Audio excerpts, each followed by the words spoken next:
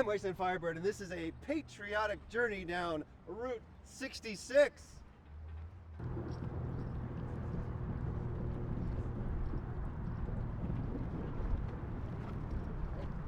I'm Wasteland Firebird.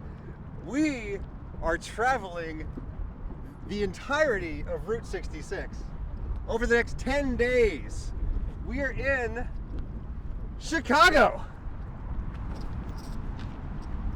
Sears Tower used to be the tallest building in the world for a long time. We are on the edge of Lake Michigan.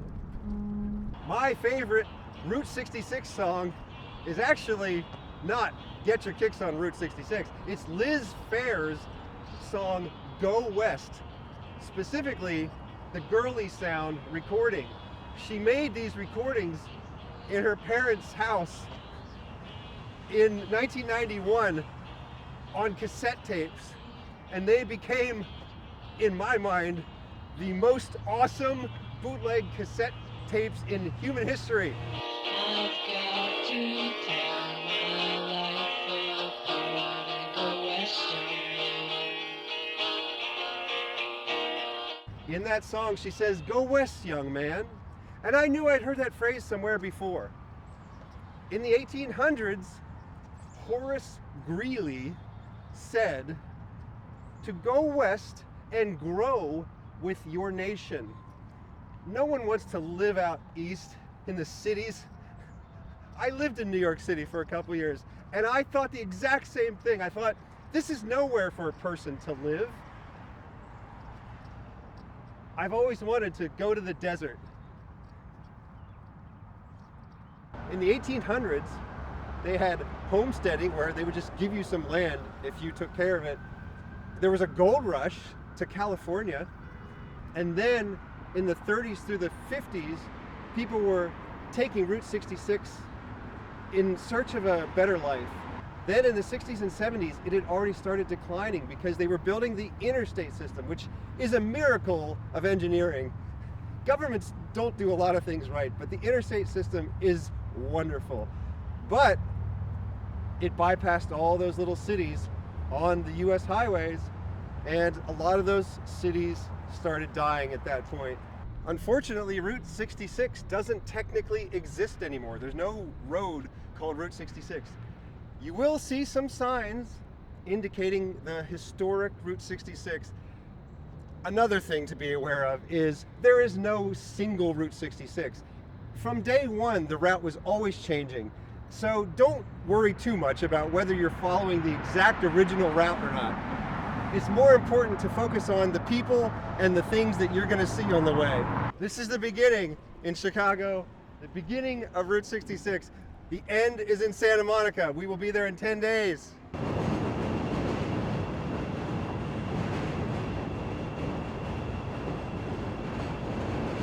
Parking, $44 for an hour. We've rented a Hertz Mustang. Hertz has a long history of rental Mustangs. Back in the 60s, there was a 1966 Shelby 350 GTH. You could only get it from Hertz. People would rent them, and then over the weekend, they would swap out all the parts into their stock Mustang and put the stock Mustang parts into the rental Mustang. Anyway, we have a map. If you go to AAA, the American Auto Association, they will sell you one of these. It's not actually very useful as a map. It's more useful as a list of landmarks to see on Route 66. And we're gonna see all of them that we can. Let's go.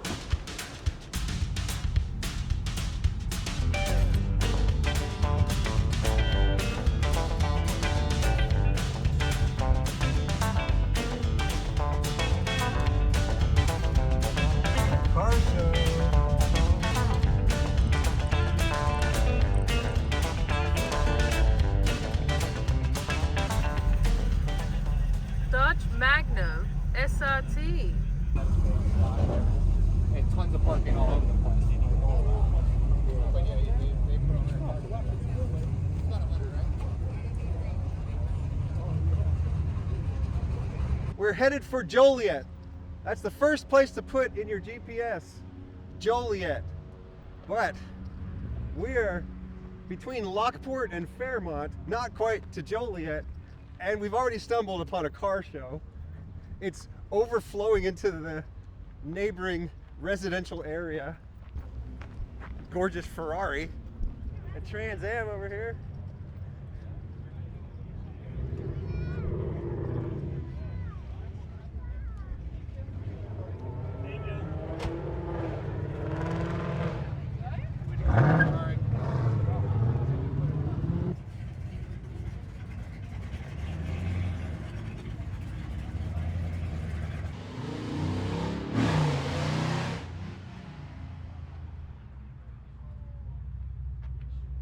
An old Peterbilt here.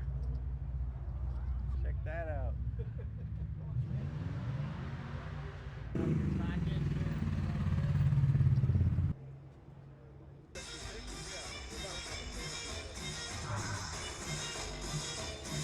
Got an old Cadillac.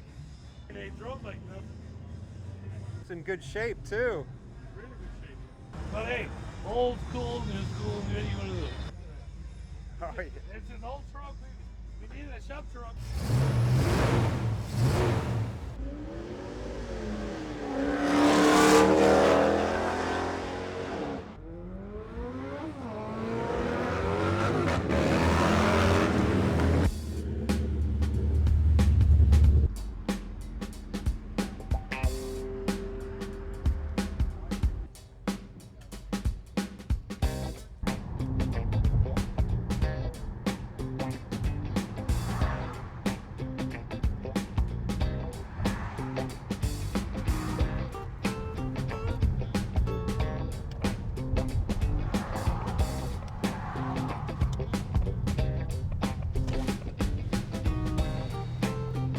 Joliet prison, where at the beginning of the film The Blues Brothers, Elwood picks up his brother, Joliet Jake.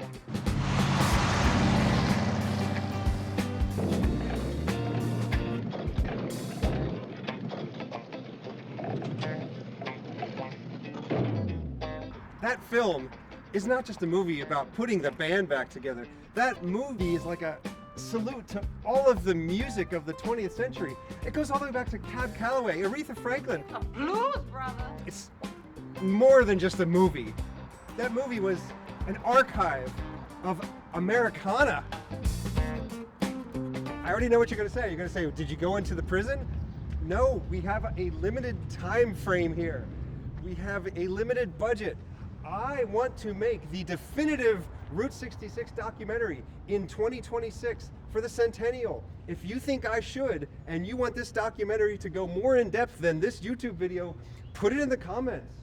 It's the Joliet Historical Museum. Actual outfits worn by the Blues Brothers in the film.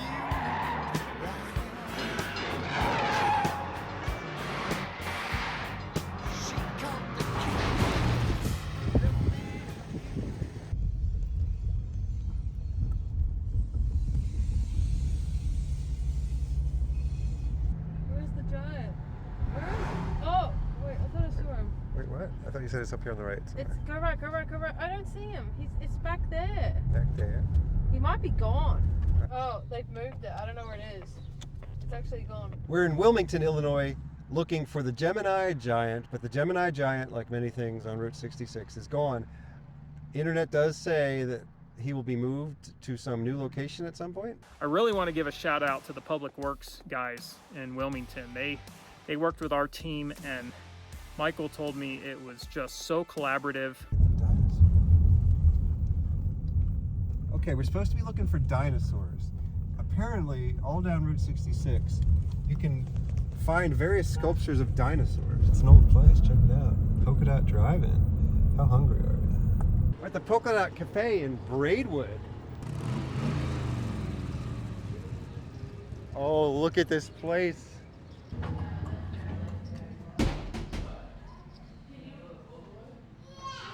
Two cheeseburgers, 2 Diet Pepsis. You want everything on the cheeseburgers? Yeah. Love these music things. After Joliet Prison, do stop in at the Polka Dot Cafe.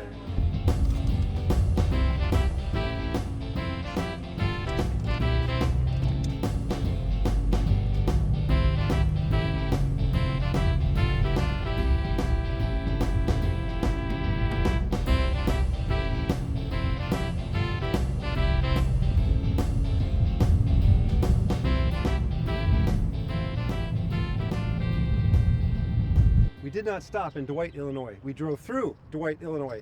It is a very cute town. I would recommend stopping there. But we had to get to Pontiac before this next museum closes. This is an important museum to go to. It has a long name. The Route 66 Association of Illinois Hall of Fame Museum. It's important because one of the most famous artists of the 20th century is featured here, and you probably haven't even heard of his name. You just know his work.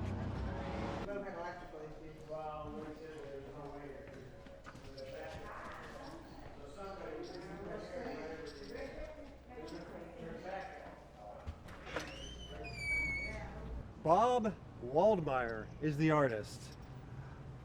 If you go to any town in the USA today, they usually have a mural of the town's name, and it'll be in big block letters, and there'll be pictures in the letters and then a different picture behind the letters.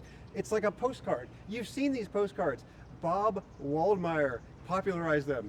And Bob Waldmire also did those whimsical maps of cities where everything is cartoony and you see little mentions of small businesses here and there. He would actually go to the small business and say, hey, would you like to pay to be on this map? And he'd produce these maps and they'd sell them and people would hang them on their walls. He actually lived in this bus. Here we go, look at this gorgeous Route 66 map. Check out these postcards. Stand up, shake their hand, and thank you. Do it, President. Look at this. How long did he live in this thing? He lived in this thing on and off from the late 80s through 2009 when he passed. He lived in the bus at the end of his life. He threw his own going away party and last art show, moved into his brother's house and passed 2 weeks later. So if you go online, the Chicago Tribune, they interviewed him. He was laying there when he was dying and he was playing the flute and talking. Everybody that drives has experienced this sense of freedom, the excitement of going somewhere.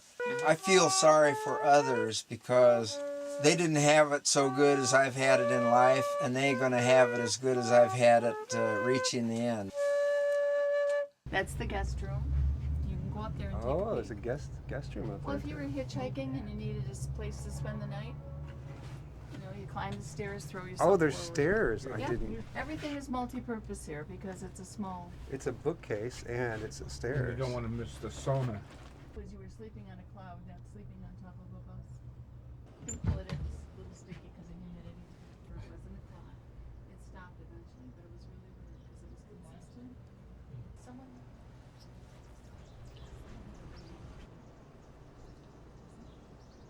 And then there's a really long spike that you put in the sides on everything here in the corner. And then all. This bus, does it always sit here? Yes, it's been here for 13 years, and it's only open on the third Saturday of every month. Oh, so we got lucky is what you're saying. You got lucky. Yeah. Across the street, do you see that mural? Across big the one. street, There the we big go, one? yeah. That actual sketch he did, that was the second to last artwork that he did before he died. He sketched that when he was laying here. And he also would go to small business owners in a city and he would say, hey, I'd like to put your name on this map. Do you want to help, He did the you know, bird's eye maps. sponsor yeah. this map? Because back in the 70s, that was a big thing, as like what college towns especially, or anything on 66. Look at that sign too.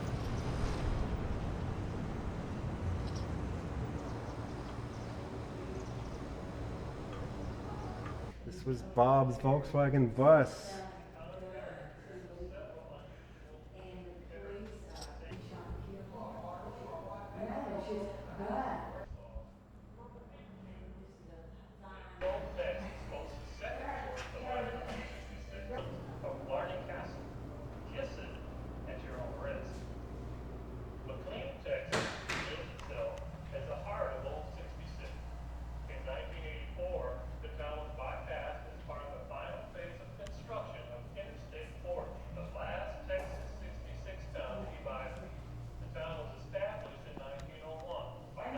Despite 2 world wars and the Great Depression, progress happened faster in the 20th century than it had ever happened before. We invented air travel, and then we got to the moon 70 years later. We invented cars, and now we have computers that fit in our pocket, and we can talk to people on the other side of the world in just a matter of a few keystrokes. We have vaccines, and we have surgery and anesthesia and air conditioning and refrigeration and widespread adoption of electricity and clean water and sanitation.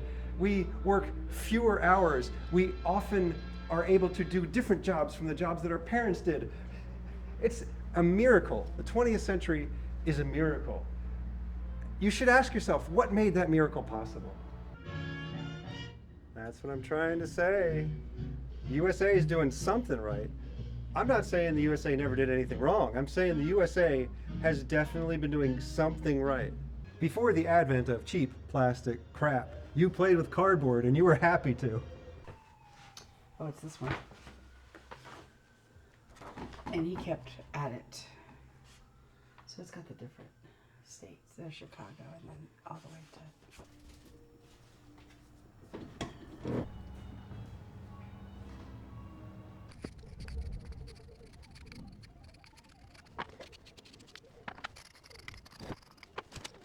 We found some of the original asphalt for Route 66. It's been turned into a sidewalk.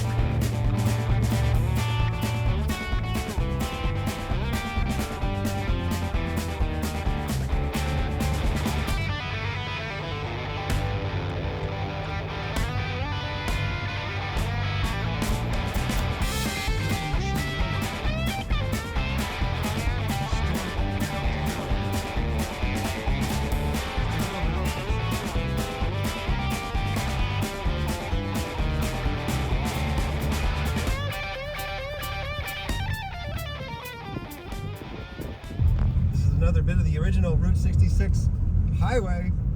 It's called Memory Lane. It's a little bit before Lexington, Illinois. I think there's an old Shake Shack. Yeah.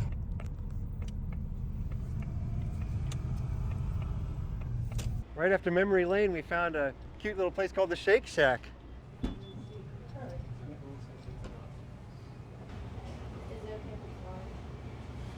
Fried corn nuggets. Very hard to find. Very delicious. That's it for tonight.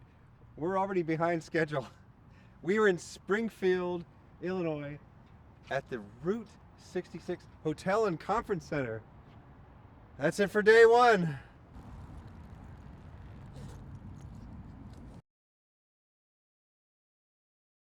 If you think that idyllic small town America does not exist anymore, you're just not looking hard enough.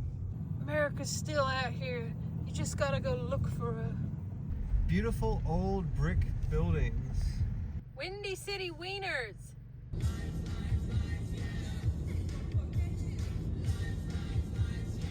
Sydney.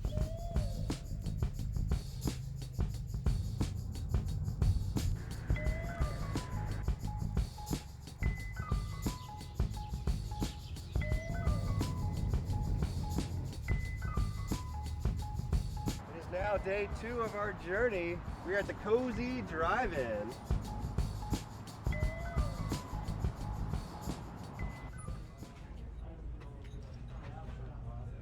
It's all Volkswagen Beetles.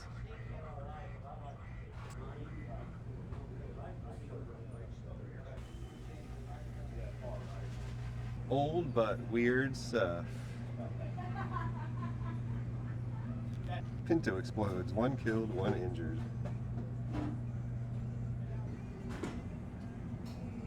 Bob Waldmire, someone has translated his work, which is a major undertaking when you notice the size of the handwriting Here's the Japanese version.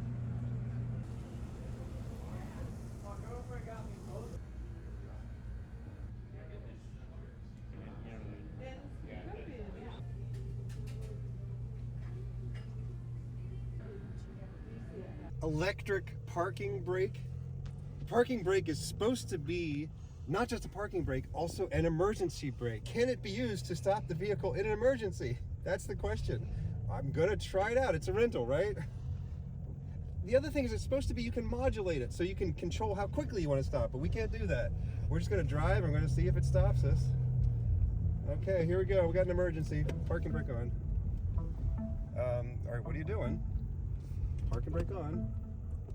Parking brake on. Oh, if you hold it, okay.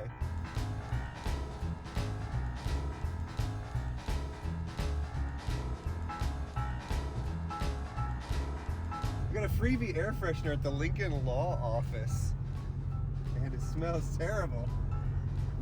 If they offer you a free air freshener, turn them down.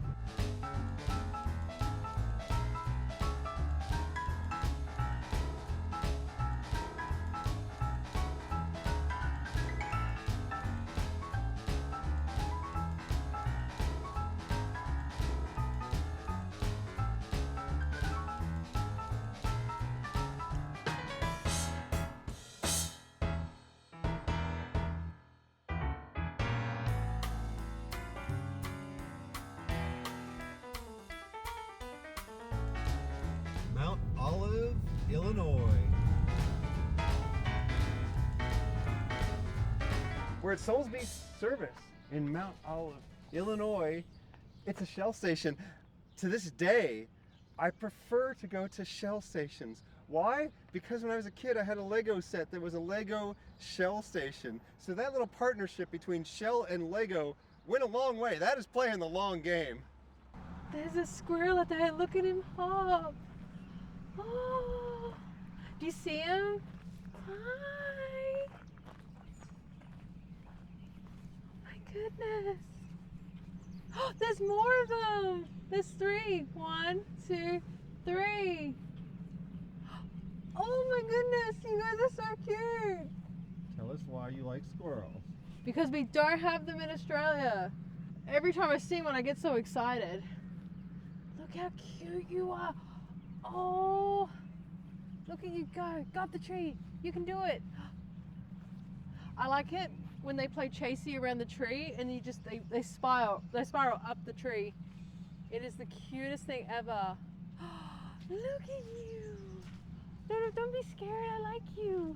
Okay, now you're walking in somebody's yard. Oh, sorry. This service ramp has been here a while. Old lichen-covered concrete.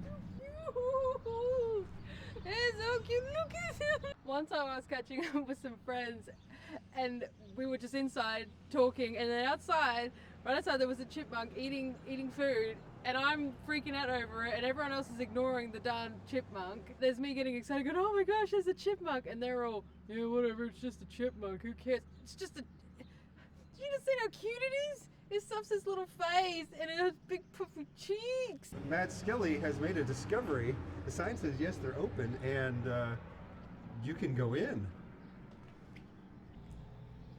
I would never thought to have tried that door because this place is unattended.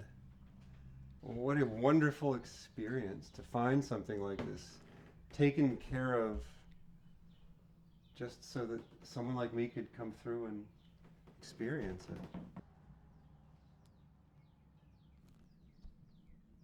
it. It smells in here. Yeah. It smells like the pasta in here. Why does it smell? Oh, it smells like a skeleton in here. Smells like someone's in the floorboards. I have a solution for that.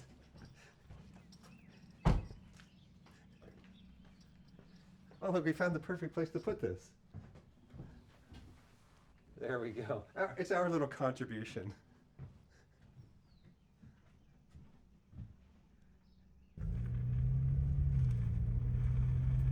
It's 5 buildings full of cars. We've stumbled upon country classic cars. We gotta see what they got here.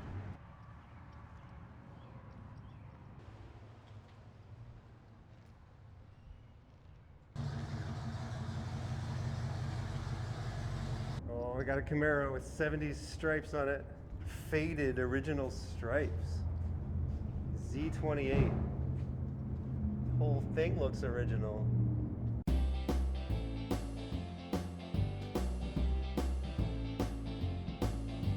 What have they done? Oh no. They've shortened a Mustang. They've shortened a Mustang. And they've shortened a Mustang. Chevy El Camino. It's like an Australian ute. It's a car with a pickup truck back. It was kind of a thing that came and went. But in Australia, they had utes for decades. But the funny thing is they did not get the Chevy El Camino in Australia. Oh, I like this one, red and black. Oldsmobile 88. Oh, look at those hubcaps.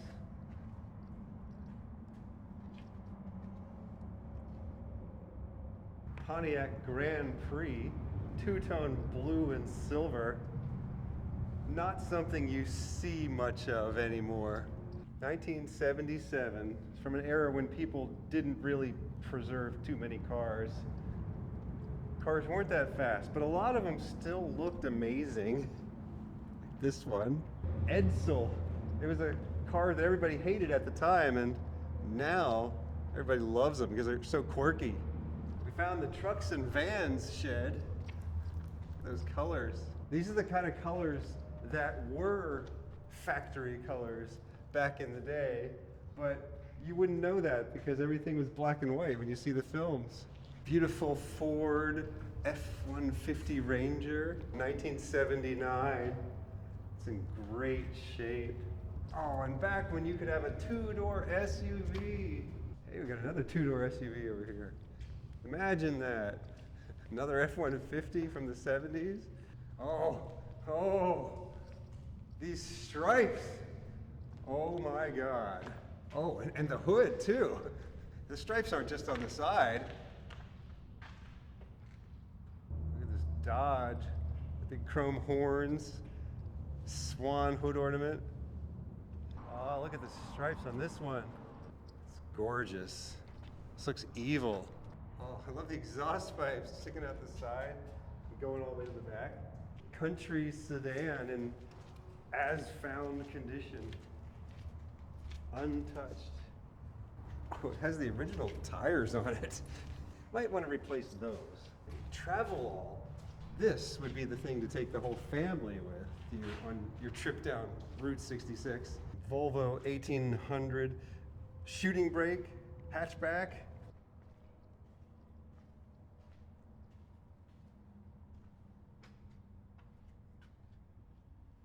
We've got another American ute. It is the Ford Ranchero.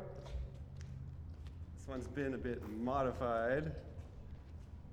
Dodge Lancer, Chrysler Windsor, Mercury Montclair, Plymouth Cranbrook, Trans Am. Pontiac Fiero, 1984 pace car. The Fiero was such a sad story. It really became a great car in the later years. It was eventually an engineering success, but by that time it kind of had a bad reputation and people weren't so much into these small sports cars anymore. Now I say that people were getting less interested in small sports cars at the time that the Fiero was coming to an end, but that's also the time the Mazda Miata showed up, and people loved these, but they were kind of the exception. It was, if you wanted a small sports car, you had to get a Miata for a while. There just weren't any other choices, and when people tried to introduce another choice to the market, people weren't interested. They would say, just get a Miata instead. Oh geez, it's the Maserati Chrysler LeBaron. Chrysler TC by Maserati convertible. It really is a collaboration between Chrysler and Maserati. I don't know what got into Maserati. You should not have done this. I hope they gave you a lot of money to do this. What am I looking at? Tri-Magnum. Look at the wheels. Look at the stripes. How do you even sit in it? Oh my goodness. Okay, the steering wheel really goes in your crotch, and then your feet go over onto the pedals. It's a kit car introduced in 1981, powered by the drivetrain of a 1981 Honda Goldwing. This should really be driven in a science fiction movie. If you are making a science fiction movie and you need a prop car, I will watch any film that incorporates this car in, okay? So that's at least $7 admission that you can now, wait, $7? Oh, I'm more like, what do they charge for movies nowadays? I don't go to Probably movies. like $20-something. $20 admission. And it's so weird because you drive it like a car and a motorcycle Sort of. You're at like the same time. You're lying down in it like this. Yeah, but it's the clutch is on the motorcycle handle. Okay. And then you've got your brake pedal and your gas pedal. Okay. But you have to clutch it and shift it.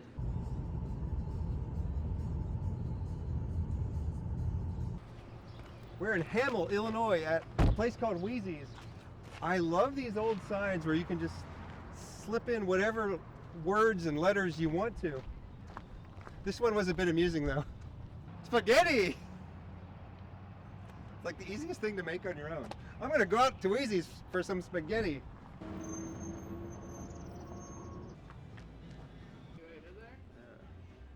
I've seen some 66 out west, and it's really kind of post-apocalyptic. It's just destroyed.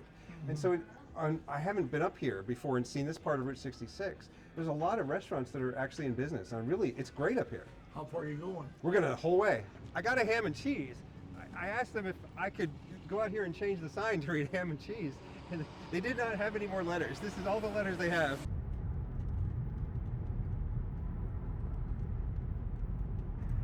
Missouri welcomes you.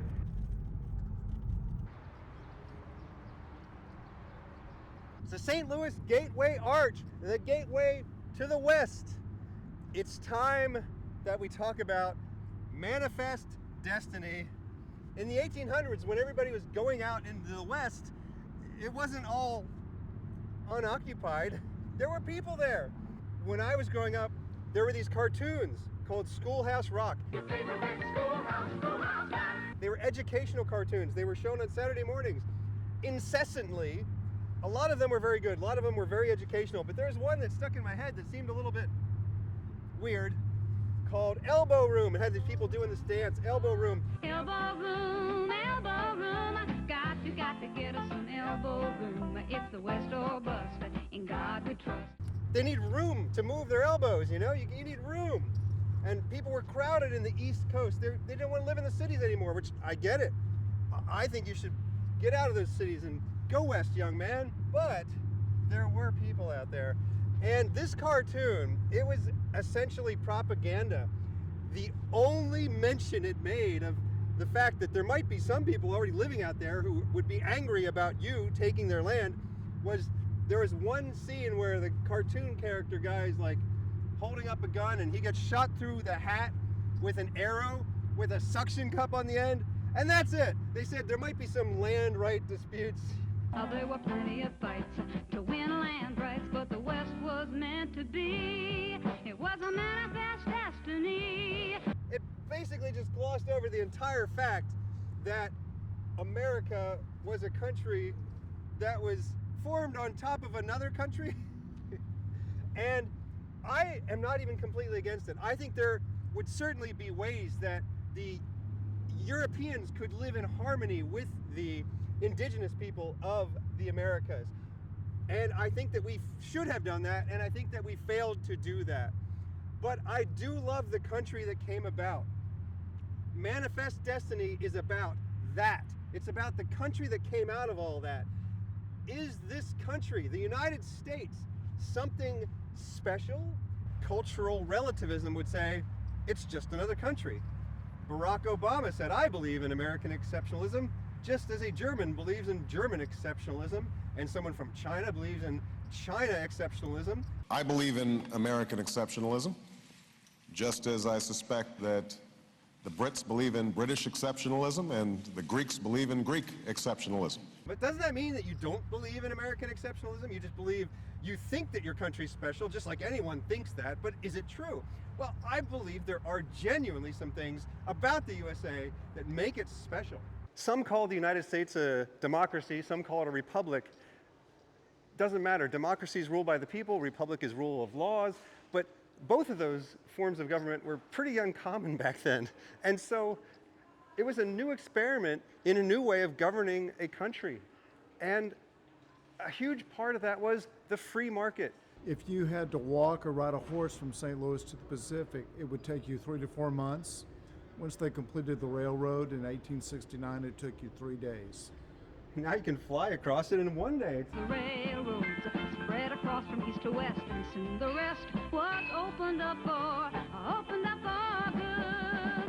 Now we jet from east to west, goodbye New York, hello LA. The fact is, most places were ruled by kings and dictators, and the only way you could ever get ahead in this world was if you knew the right people and they let you work for the government, or they gave you favors from the government. In the USA, for the first time, it became possible for anybody with a good enough idea and a good enough work ethic to actually change their class. Class used to be something you couldn't change. In many parts of the world today, it still is something you can't change. In the USA, for the first time, it was no longer about who you knew or who your parents were. It was about what ideas were in your head.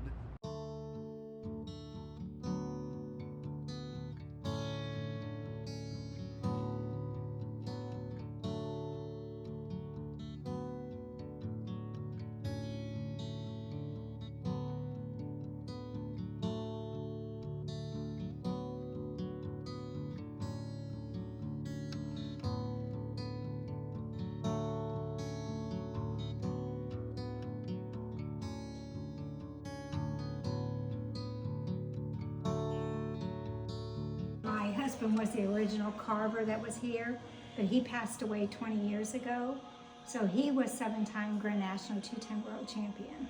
You can't use anything except chainsaws. You can use different sizes, but chainsaws only. Teeth and the tongue is all done with the chainsaw. The tongue raised, the hook and the beak, that's all chainsaw work too. So he's the hunter.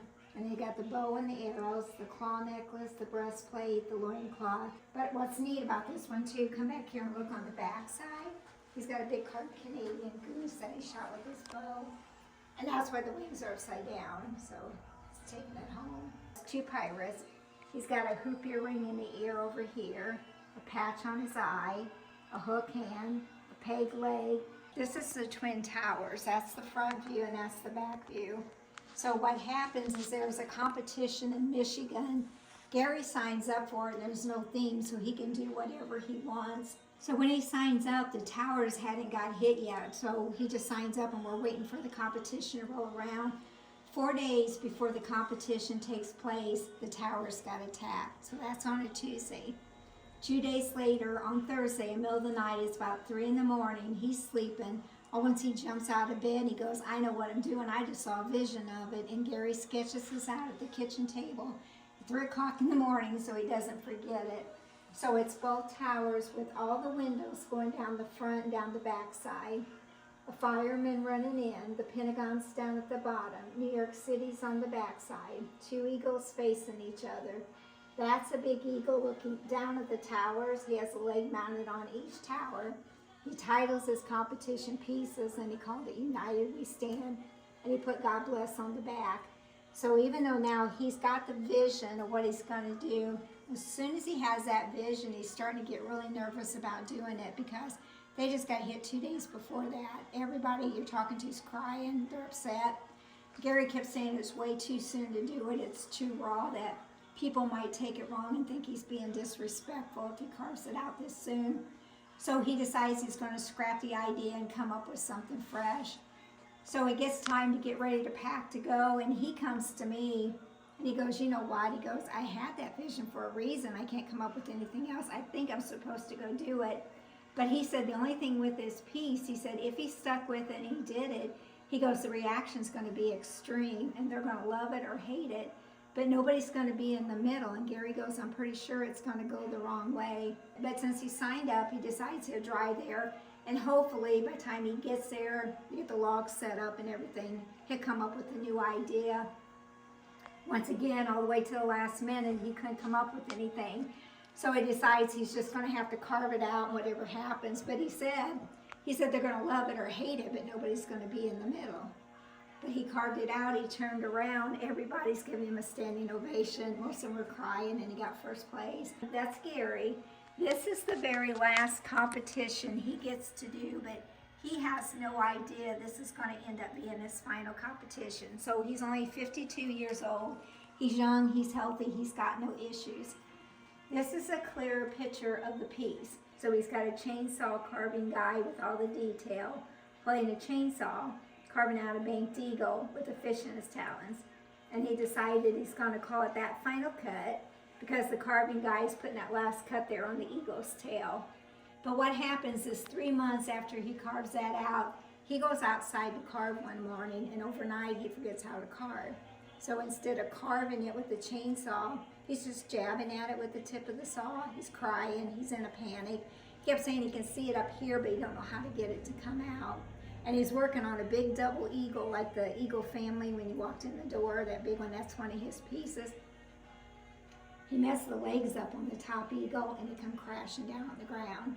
And even his eagles didn't look anything like his eagles. They looked like somebody that was first starting to carve and they decided to do the most complicated piece they could think of doing. So anyway, now 2 days later, all of a sudden, now he can't read, he can't write, couldn't answer the phone, he couldn't change channels on the TV. He don't know how long he's been carving, he can't sign his name, he can't drive, he can't find his clothing. So we take him to get tested, and they found out he had a rare brain cancer that there was no cure for. But back to this piece, the guy chainsaw carving and called it that final cut, like he was doing a self-portrait. It was never supposed to be him, but that's just the way the cards fell. He got diagnosed in February, the first part of February, and he died in October. Have you remarried since? Or? No. Tried to keep the shop open. Yeah. And at the time, he still had carvings to sell, but when they carved that, sold out to get other carvings from some other carvers around. Yeah. And still keep the small stuff like we do. And so I tried to do that, and then, yeah, it Seems kind of like you've done a good job. keeps his memory alive. The hardest part of this is trying to figure out what to do and what not to do when you are on a time budget. 10 days, it turns out, is not enough.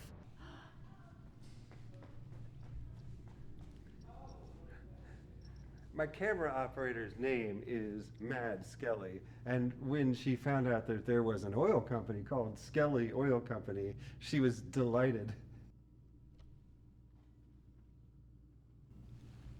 And in case you didn't know, there was also a Firebird's gasolines.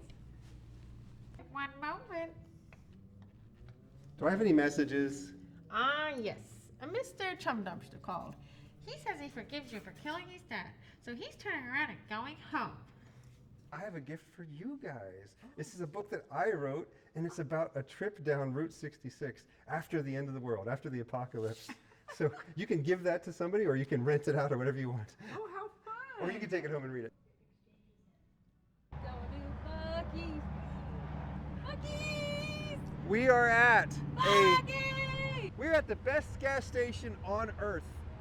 One of the Buc-ee's locations is the largest gas station in the world, and you can see why. There are gas pumps as far as the eye can see. This is the first Buc-ee's on Route 66. There is another one coming. This one is in Springfield, Missouri. The new one is going to be in Amarillo, Texas. Let's go visit the Buc-ee statue. There's a new statue. Let's go there.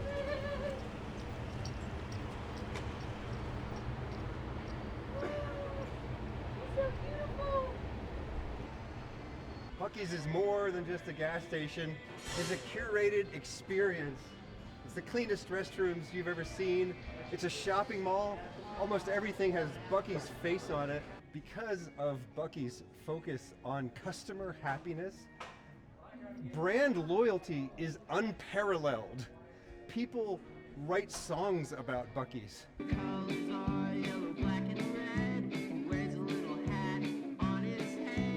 For 4th of July, you can get a patriotic Buc-ee. We have asked if you can buy this one, and unfortunately the answer is no. Buc-ee's is a fashion brand in himself. People are more than happy to advertise for Buc-ee's. You can buy Buc-ee's anything. Buc-ee's bikini, Buc-ee's socks, Buc-ee's towels. Buc-ee's ducks. Buc-ee's dodgeball. Dodge. Ooh. Buc-ee's is a privately held company. That means they don't have to worry about shareholder short-term profits. They're focused only on the customer.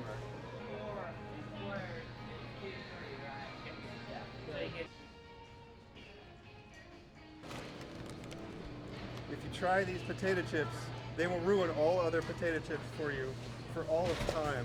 These will be the only potato chips you choose to eat. And now it's time to sit on the ground and eat like some kind of bum. Yeah, we're bummed. Because there are no tables. The bathrooms are clean enough, you could sit in there and eat. There's a cute dog in the back of the truck. He looks really cute and I like him. Springfield, Missouri.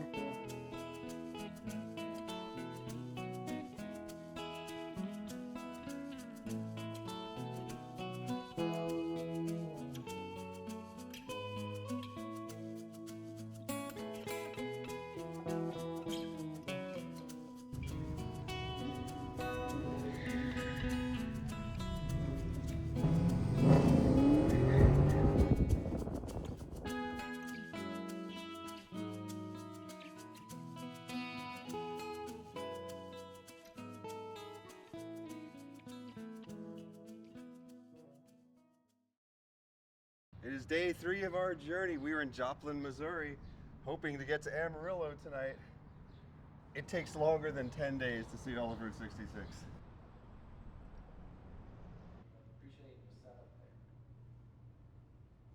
The United States became the first large-scale experiment in a government of laws, not of men. And that doesn't mean that there were lots and lots of laws governing people. That's not the point of that phrase. The idea was that we were no longer subject to the arbitrary whims of kings and dictators. People just did as they pleased. And when you apply that to economics, free trade, the reason that's so cool and amazing is that every time two people voluntarily engage in a transaction, they do so because they both believe it will benefit them. It's not a zero-sum game. It's not a static pie that you have to get your slice of. The pie is constantly growing. And this happens millions and millions and millions of times. And you start to get division of labor, specialization, mass production, and the Industrial Revolution. All these old brick buildings come from a time when America was booming.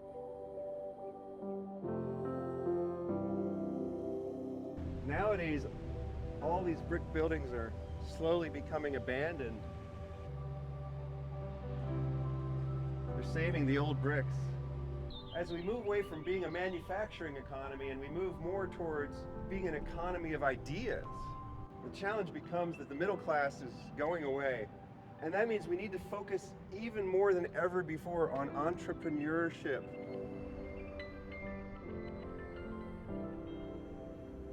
Immigrants have higher rates of entrepreneurship than do native-born Americans. I'm delighted that immigrants still have the American dream, but I'm saddened by the fact that Americans have forgotten the American dream.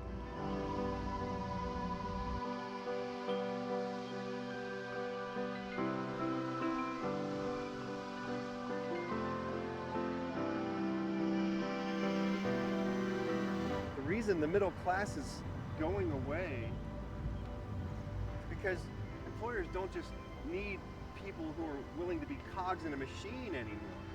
The most valuable thing in the world is an idea. And whether you own a business or not, every one of us is an entrepreneur. Even if you're not selling your product directly to customers, you're selling yourself to your employer. And nobody is self-employed, because even if you're an entrepreneur and you're selling your product directly to the customers, well, the customers are now your boss. Everybody has a boss, but everybody is also an entrepreneur. If every one of us is an entrepreneur, we We've got to start thinking like entrepreneurs.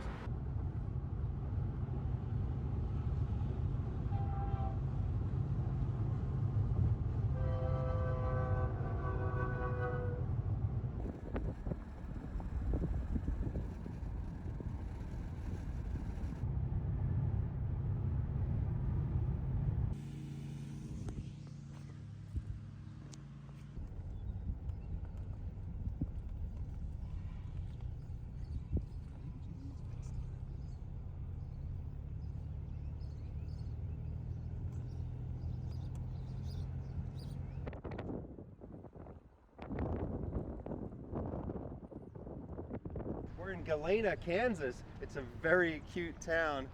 There's a brief section of Route 66 that goes through Kansas. We were told to stop in at Gearhead Curios. Morning. Howdy. How are you? You guys open? Yeah. All right. I'm here, so I'm open. All right. Rat Fink, we saw a car that was owned by Ed Big Daddy Roth on our trip to Florida. This was Ed Big Daddy Roth's car and his work.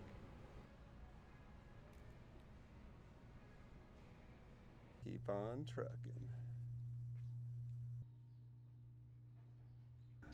Found the restroom. Can't come in.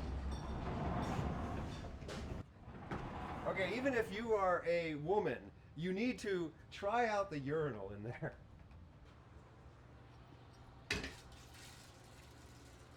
It's quite delightful. Oh, look at that. So you can try out the urinal. We have a vintage mid-century toilet, pink and white checkerboard floor. The divider is Model A Ford hood sides, so 1930 Ford hood sides. The urinal is a powder-coated funnel. For the ladies, we have individual sheebies, so you too can hit the funnel. My sink's an oil drain basin with a brass gas pump nozzle. My hand soap is in an oil can. 58 Ford radiator. 59 Ford valve cover. 60s GM air cleaner cover. And along the wall behind you are swag lights for 1930s headlight buckets. So I know where that one is because I stayed the night in the parking lot. They got pulled over, they were telling me, because it's right-hand drive, and his wife was sitting in what would be our driver's seat, taking pictures, and a cop saw that, pulled him over, walks up, she goes like this, because he's sitting over there. We have our Rat Fink, which if you're a car guy, Rat Fink was the anti-Mickey Mouse back in the day, and then we're getting, next month it's supposed to be done, we're getting a honest-to-gosh muffler man. So the Texaco Big Friend kind of stood like this, and they were ordered destroyed. There's like 6 left in existence, and there's no mold for them. So they have kind of created a very similar one. So he's waving, he's got the Texaco uniform, but he's holding an adjustable wrench. So he's unique to us.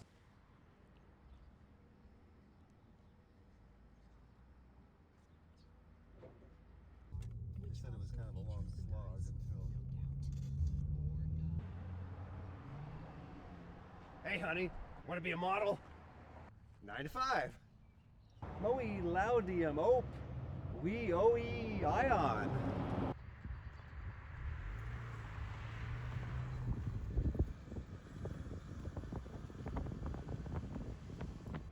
Dallas's Joliet in Quapaw, Oklahoma. I'm hungry. Did you watch MASH when you were a Yes, kid? totally. Remember back when Mike Farrell and they were doing that, they were trying to fix that horse, and they called his father-in-law in Quapaw, Oklahoma. Radar's coming, Sophie. You're gonna have a nice brushing rub. Holy socks! He knows all about horses, cows, pigs, all that stuff. What town does he live in? Quapaw. Where else? A gas station, a grocery store, and a fashionable restaurant called Eats. Mike Farrell Uh-huh. married a gal from here. In Okay, Quapaw. for real? And his dad, yeah, and his dad, or her dad lived here.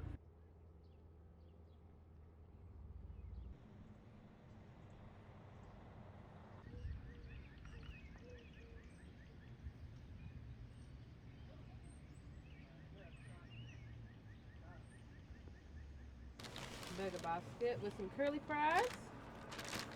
do we got? For the fries here, we got a burger in here, got ketchup, we got corn nuggets, it's kind of like a corn jack, and we got Frito chili. Look at the angled glass on this building. We're in Commerce, Oklahoma, checking out these cool buildings, and I just found something very surprising and special. It's a Plymouth PT Cruiser, yes. There were many of these made, and no one really loved them, but the most interesting thing about the PT Cruiser is you could get it with a factory flame job on it. These were put on at the factory. It's the only mass-produced car that you could get a factory flame package on. I've never seen one of these in real life with the flames on it. This is wonderful. Look at the details and the bricks above the windows and the doors. It is a tourist trap. Oh, she cooking. This place is hopping, actually. Mm-hmm. This place is great. This was us back in 1934. Oh. And we're a gas station. Our gas pump is set right here. I'd like to get the chocolate ice cream cone and one of those cookies. I make these every day. Oh, they look wonderful. And they are just a sugar cookies, so they should be white. But what darkens them up like that is I put pure Mexican vanilla in them. I had read that Route 66 from Springfield, Missouri to Tulsa, Oklahoma was very well preserved. That's very true. Try to stay on the original road as much as you can from Springfield to Tulsa. And visit every old business that you can. Oh yeah. If you're not hungry, go in and leave them a tip anyway.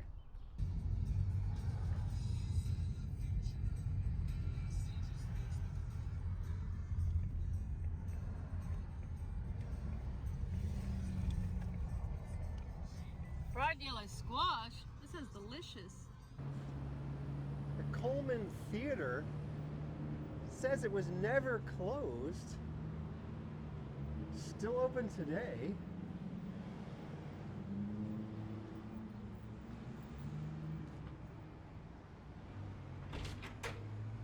Thank you. The gentleman that you see hanging on the wall is George Coleman.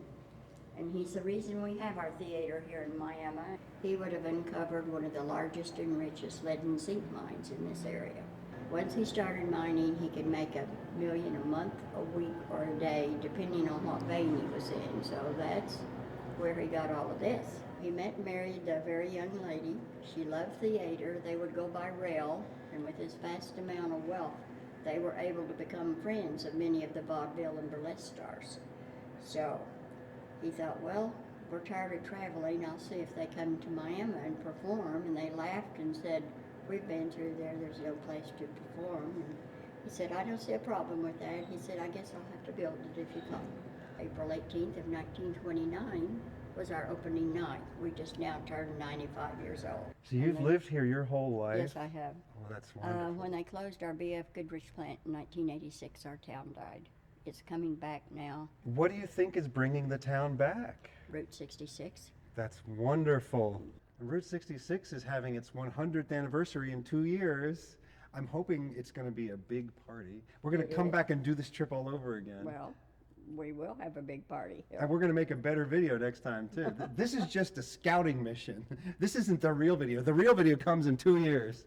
The tapestries on the wall are 95 years old, and they're very fragile. I used to think this stained glass was the most beautiful thing I ever saw when I was a little girl, because I danced on this stage, of course, when I was 5. Even when we were taking out debris, we found a piece of the original carpet, which was replicated for us. Tells you a story. CT for Coleman Theatre. Inside of the circle is the crest of the Colemans. And we found the original copy of our first order of chairs. That company was still in business, so they did our second round of chairs. I still remember the sound and swish of those beautiful burgundy curtains before our dance recital.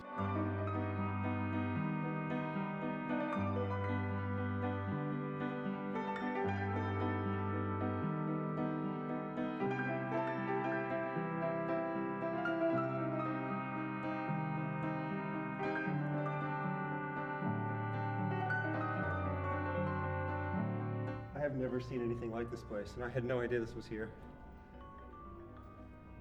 Serendipity, people. Route 66 is all about serendipity. Serendipity is when you stumble upon something magical.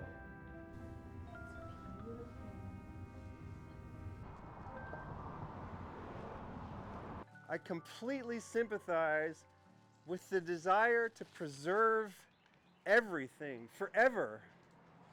I love history, but there's also the principle of creative destruction, which says that when one thing is destroyed, something else is created. So sometimes destruction can be beautiful.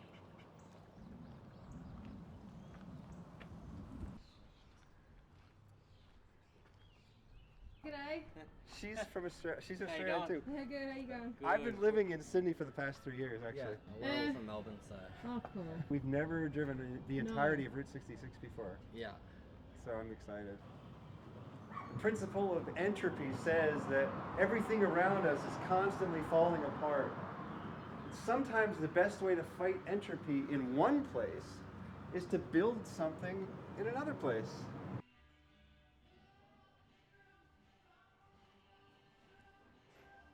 Here, get this.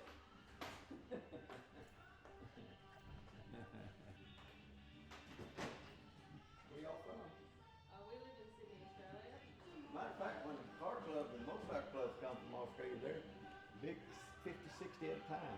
Wow. Yeah. I hear They, about they those. fly into St. Louis and their motorcycles are waiting for them. I mean, they're rented and everything, but they don't go to Chicago and do Route 6. They go straight to Sturgis for a week, then drop down to Vegas Las Vegas for a week, then go to Kingman, get on Route 66 and come back and go to St. Louis and fly back home.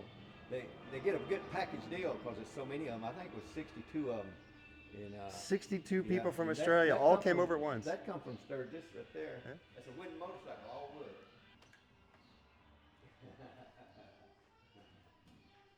Last year he come in with a drone. It was in a box about like this, and boy, he folded everything. I used to call that a baby kangaroo, and some Australians straightened me out. They said, "No, that's a Joey, not baby kangaroo." Yeah.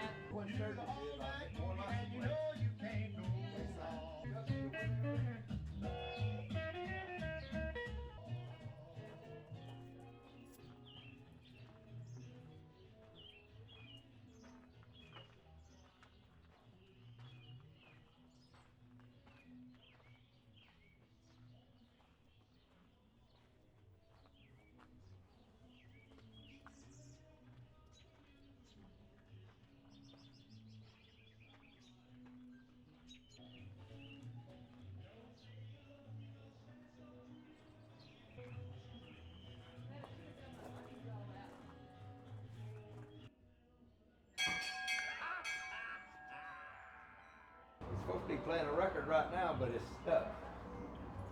See, it's turning, but the record come out of it.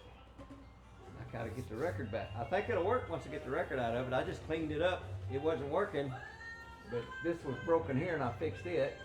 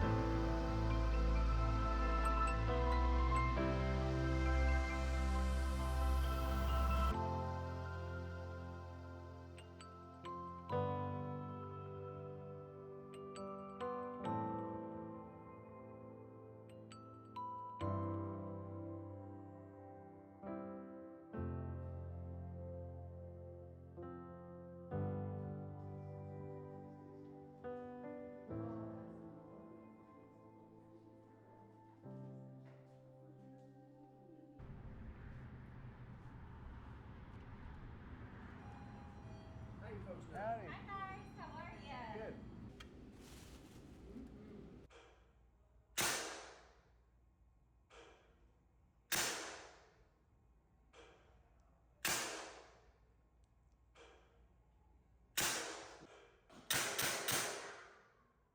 the blue whale in Catoosa, Oklahoma.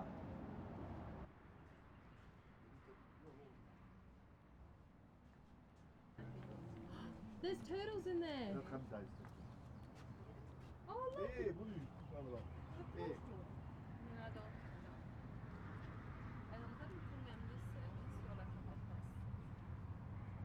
I was talking to a guy at one of these places. He called these things tourist traps. And I said, it's only a tourist trap if you get there and you're disappointed by it. You're trapped. If you have a good time, it's just a cool thing to see. And so far, I haven't seen any tourist traps. I love all of this.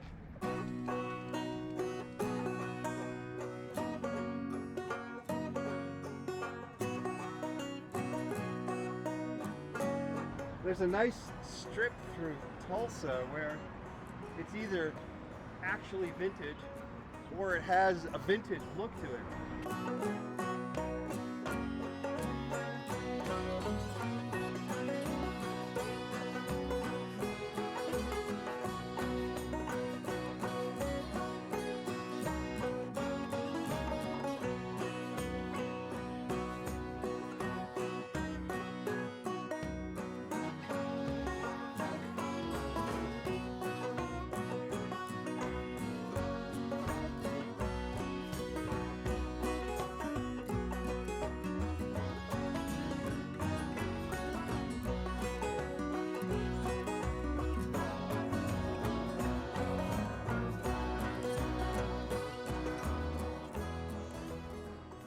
We have a camper van.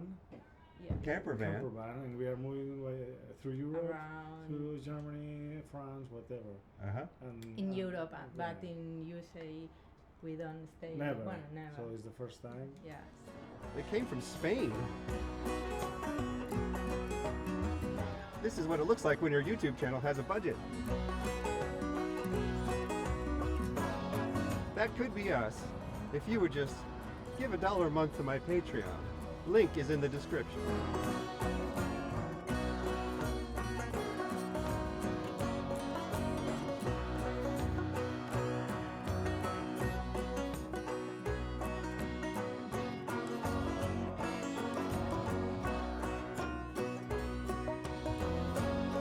We're stopping for the night in Shamrock, Texas. One thing we've learned is this trip is not about the driving, it's about the stopping.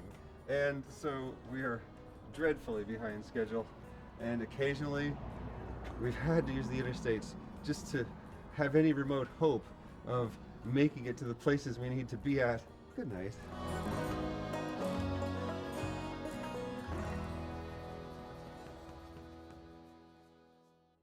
It is day 4 of our Route 66 trip. We are in Shamrock, Texas. I have another playlist song for you if you make this journey. The Dixie Chicks, Wide Open Spaces.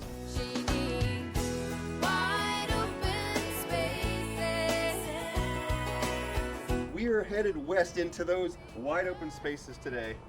Before we go though, I discovered something last night that relates to manifest destiny, and we have to talk about it. Come with me into the vehicle. As I mentioned before, manifest destiny was this concept that not only should America and Americans move west, but that it was just downright going to happen. It was their destiny. See, I don't believe all that, but at the same time, I don't believe that it was entirely a bad thing that the Europeans moved out west. I definitely believe that it was a bad thing that they trampled on everyone that got in their way. And that relates to this painting, okay? This painting is called American Progress, and in this painting, it's not even propaganda. That's not even the right word, because it accurately depicts what awful people the Europeans were being to the other people that lived here. It's very inspiring and beautiful painting in some ways. In this painting, there's a woman who represents the spirit of the frontier and American progress, and she's stringing telegraph cables from coast to coast. She's carrying a school book to educate people. She's very white, and on her side of things, on the east, things are bright, and then there's the sun over there. And then on the west, things are very dark, as though, you know, there's obscurity and lack of knowledge and primitiveness. And in fact, all of the indigenous people are over there running away from this very, very white woman. And even the species of animals, there are the buffaloes being chased away and a bear, and they're being replaced by the more domesticable species that came from Europe, which is one of the big reasons that Europeans were so successful in dominating the world, is they had very domesticable species of both plants and animals. And so that allowed them to develop technology at a quicker rate. It does show the progress of the trains and the boats and the cities and the bridges, which is a good thing. I think that's an objectively good thing, to have progress of technology. Here in Shamrock, there is the U Drop In, a beautiful former gas station. But look over here, this is the big surprise. There are Tesla chargers out here. It's the perfect meeting of the old and the new. I didn't even notice this. My camera operator pointed out that these are made of metal. You wouldn't normally think that if you're gonna make a fake plant, you'd make it look like it was dying. But it looks like authentic desert plants. And in fact, many desert plants are not dying when they turn brown. They're just waiting for the next rain. As soon as it rains, they'll turn green again.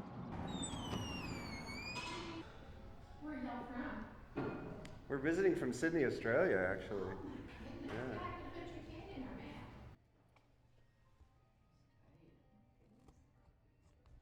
Love Route 66.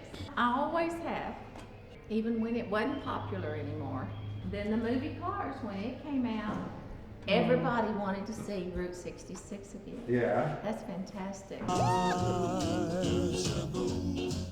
Just like in its heyday, right?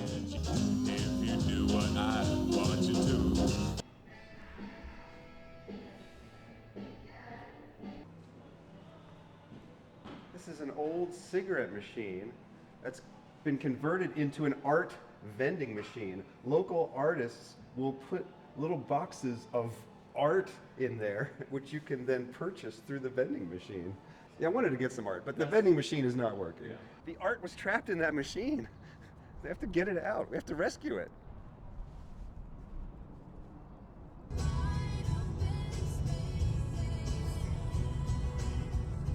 The reason I picked this Dixie Chicks song for my playlist, my Route 66 playlist, is it's a very old-fashioned song. The idea that going west is something that everyone needs to do. Unfortunately, it's gotten so easy to travel now that going west isn't that big a deal. You just fly to Disneyland and, oh, I've seen LA, you know, but have you really gone west?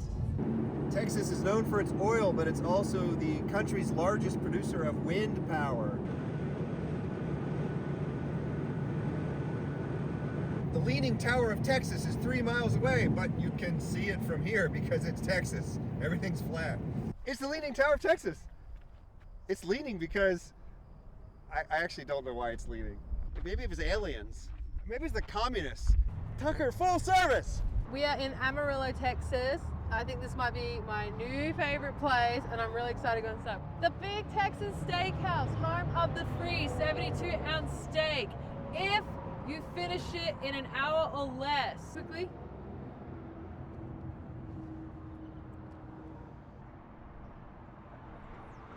Big Tex Rex. Why a cowboy dressed green dinosaur? They kind of did it in honor of all the dinosaur statues they saw. Hey, we found another dinosaur statue.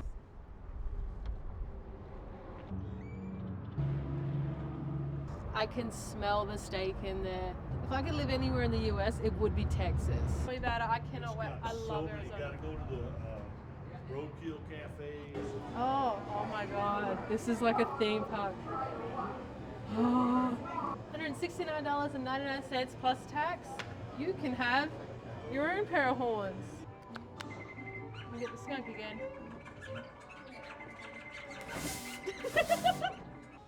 Ugh. Ugh. Ugh.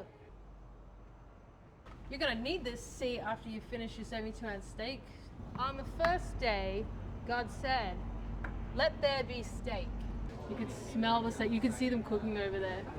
And there's a high table up over there, and that's where you got to sit and do the challenge. Everyone gets to watch you, and they've got a timer that counts down. I sure could go for some testicles. This is delicious, y'all. I recommend the Big Texas Steak Ranch. We can see you doing that. Let's cheer him on, guys! You can do it! Good luck! 4.5 pounds of food. I think it's a fancy potato skin. Oh! I'm deconstructing it. Oh, I think there's meat and cheese in it. It actually looks really good. Be careful with this. Oh yeah, so we got a loaded sweet potato here. Is that marshmallows out there? Yeah, it's like Thanksgiving. That's disgusting. This place is not just a gimmick. The food's actually really good. The atmosphere is really good. Well, and there is a gimmick, and the gimmick is really good too.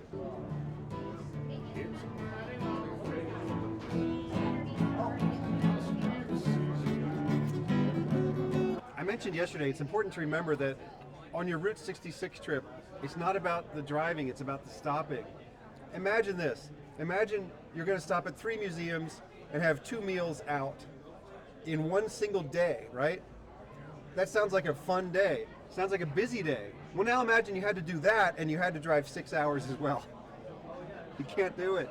Cool. Giant Texas belt buckles. For a real man. My belt buckle is pretty small. I don't think I'm real enough for those belt buckles. Well, it's good that you learned your place. Ah! You better look out down there, folks.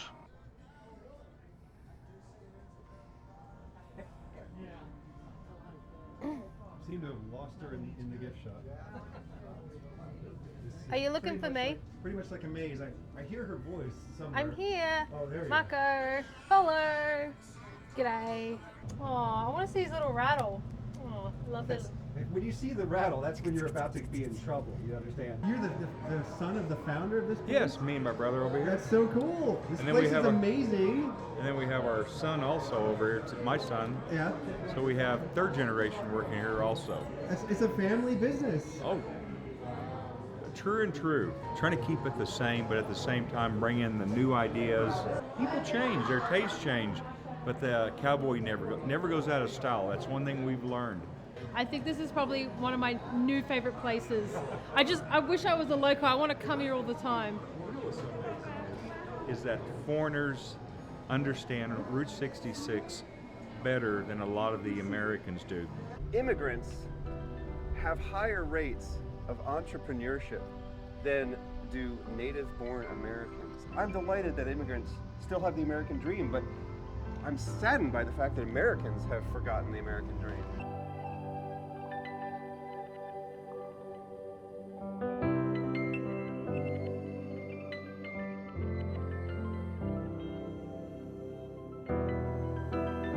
A very pivotal scene of my book happens right here, so I'm going to leave a couple copies of it.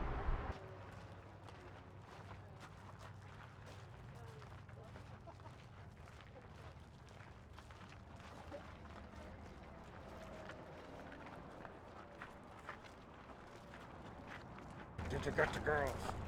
There's a lot of girls. There's a lot of girls. It is so cool too. What is this place? It's Cadillac Ranch. What's Cadillac Ranch? This place, Oh, thank it's you. a book I wrote. It's All about right. about a road trip on Route 66. Awesome. I was going to leave a couple in the Cadillacs over here. What is this place? She asked. Cadillac Ranch, I answered. What's Cadillac Ranch? This place. Got a nook and cranny down here. That's where it'll be hidden. There's one up there too.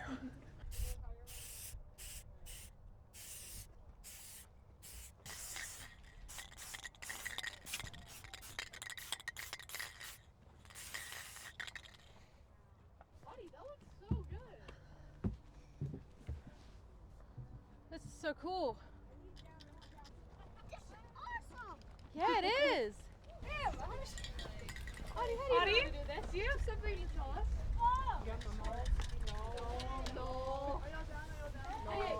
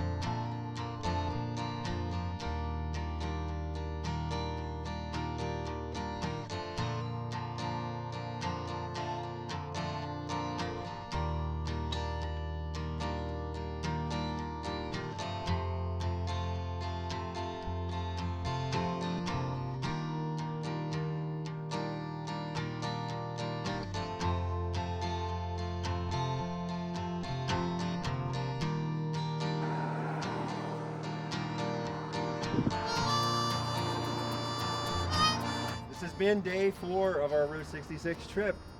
We found some wide open spaces. We drove across much of New Mexico. We are in Albuquerque at the Imperial Motel.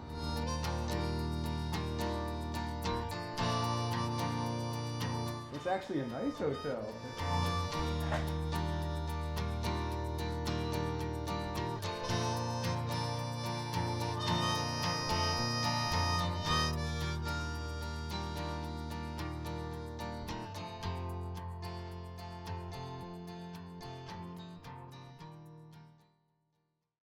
It is now day 5 of our trip. We're in Albuquerque, and today we only have to make it to Holbrook, Arizona. We finally have a reduced amount of driving in our day, so we can actually enjoy ourselves a little bit. Whiskets.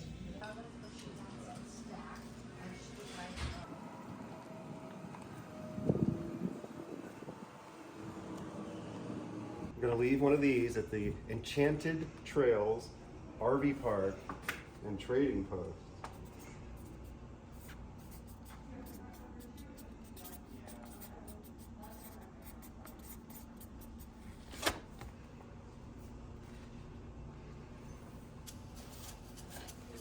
So if you want a copy of my book, go find it.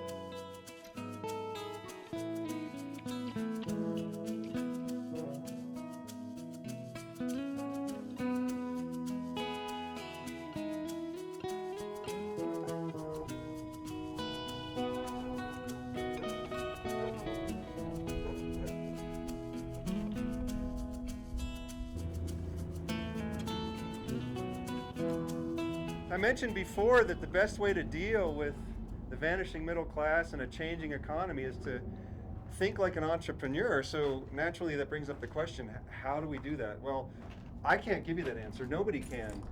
Every entrepreneur thinks differently. If there was a formula for success, well then everyone would follow it and the market would become saturated. Something that we all have to figure out on our own.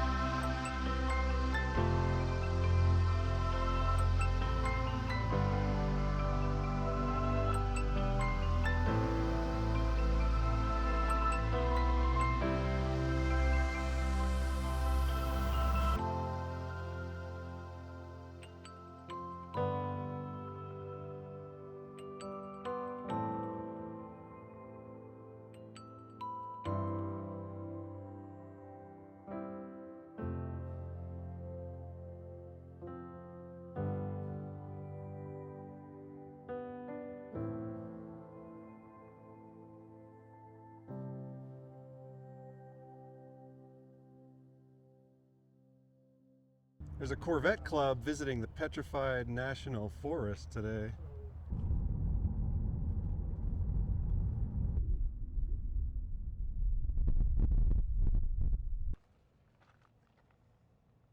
In the Petrified Forest National Park, there is a spot where the original Route 66 used to run these telephone poles, or the original telephone poles. And they got an old car here to commemorate it. We are in the Petrified Forest. I always imagined it was going to be a bunch of trees made of rocks, but there are no trees here at all. Well, they're sort of trees. That's not the way it works. What happens is that the trees fall over and they absorb water and minerals, and eventually they break apart. And this is all a very, very long process. There's no wood left. It's all crystal now. And these were not cut up by humans. These were just broken apart by nature over a very long period of time. That beautiful sparkles in the rock. Something you have to see in person to fully appreciate.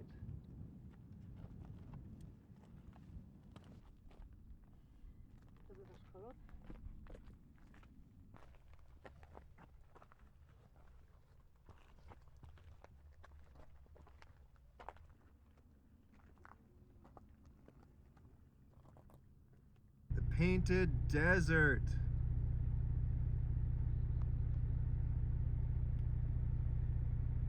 All the layers of sediment are all different colors. This is something you will not see in any other Route 66 video. We have an unusual, special, strange destination along the way outside Holbrook, Arizona. There is an event similar to Wasteland Weekend, which is a Mad Max celebration. There's an event out in Holbrook called Detonation. And when you enter into the event, it's just like you're in a Mad Max movie. I come from an alternate timeline where in the year 1981, a near apocalyptic event happened and devastated the planet. The reason I'm here is to tell you, you guys don't know how good you have it. When I go back to these events, I feel like I'm home again. We're on a dirt road in a rental Mustang.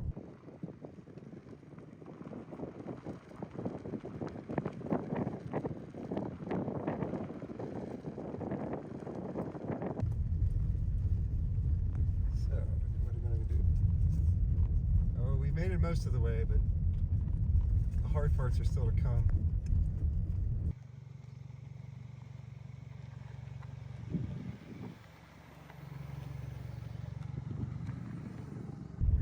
I got a Mustang too. It's been modified a bit.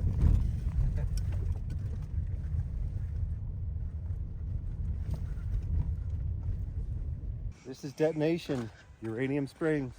But that old mountain shine got me somehow. So when I die, tear that still house down. Whoa, tear that still house down. Let it go to rest. Don't leave no trace of the hiding place where I made that evil stuff. For all my time and money, no profit did I see. Will be the death of me. Oh, tell all your children that hell ain't no dream, 'cause Satan, he lives in my whiskey machine. And in my time of dying, I know where I'm bound. So when I die, tear that still house down. Whoa, tear that still house down. Let it go to rest. Don't leave no trace of the hiding place where I made that evil stuff. For all my time and money, no profit did I see. That old copper kettle will be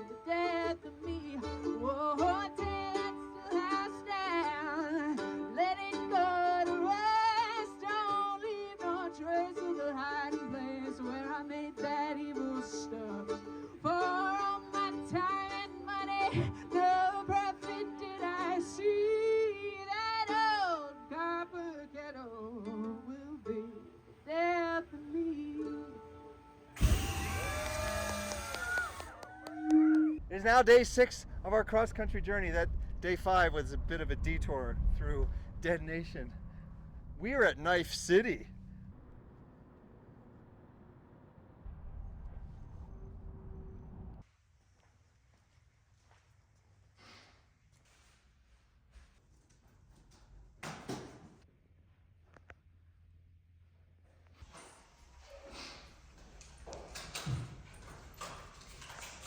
What have we got there?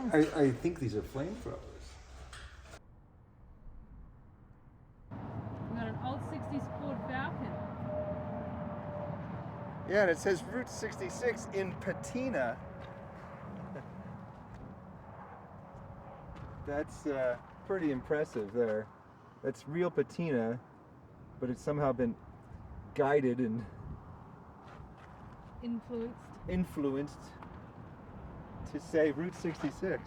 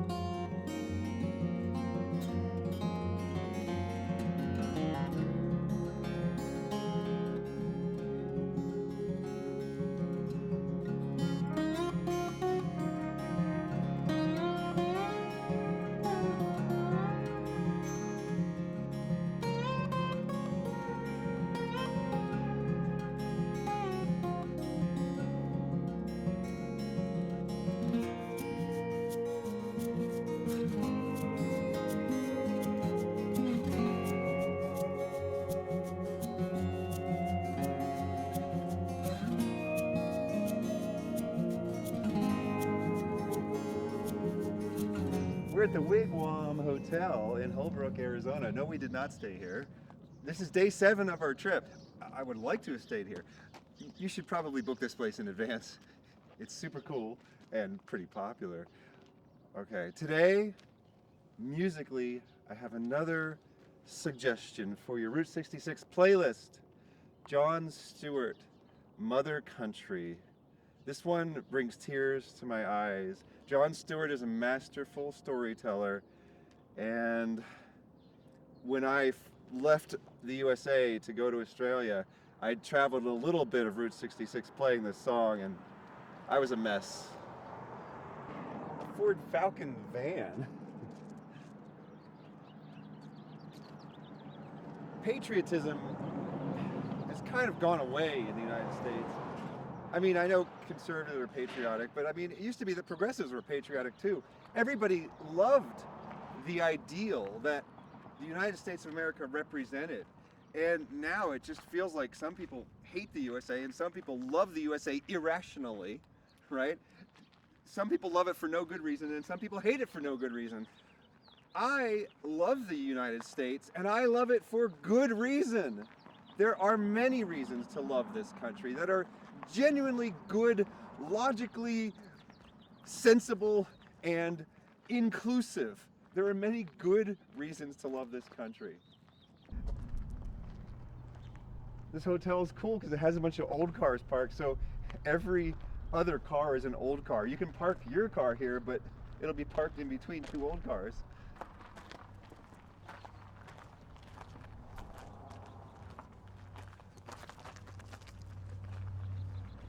A wheat penny. Not something you find very often anymore. Used to see these all the time when I was a kid, just in your change. Nowadays, these are super rare, and I just found one on the ground. There was a story in the San Francisco Chronicle that I forgot to save. It was about a lady who lived in the good old days.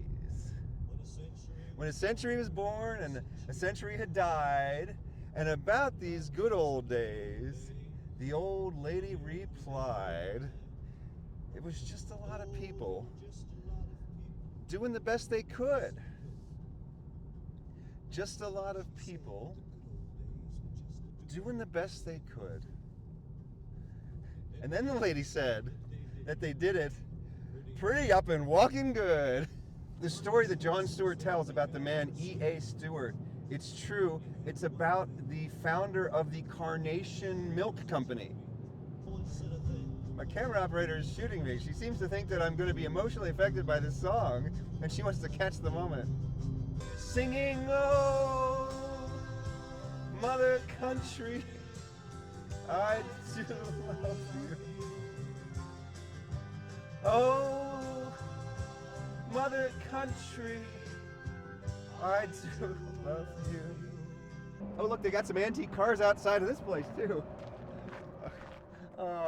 I hate to call this an antique car, but I mean, it is, I guess. Chevy Cavalier with desert patina and 4 flat tires. It says to have the largest piece of petrified wood here. Oh no, is this an antique too? We have an antique Isuzu Rodeo here too. Cars from the 90s are antiques, people. How many years ago was the 90s? 30 years ago. Oh, it might be this piece here. What? This might be the biggest piece. Biggest piece? Oh. Petrified wood. Oh. Oh my goodness, this is not wood. This is petrified wood. These pieces are huge. I didn't even realize that.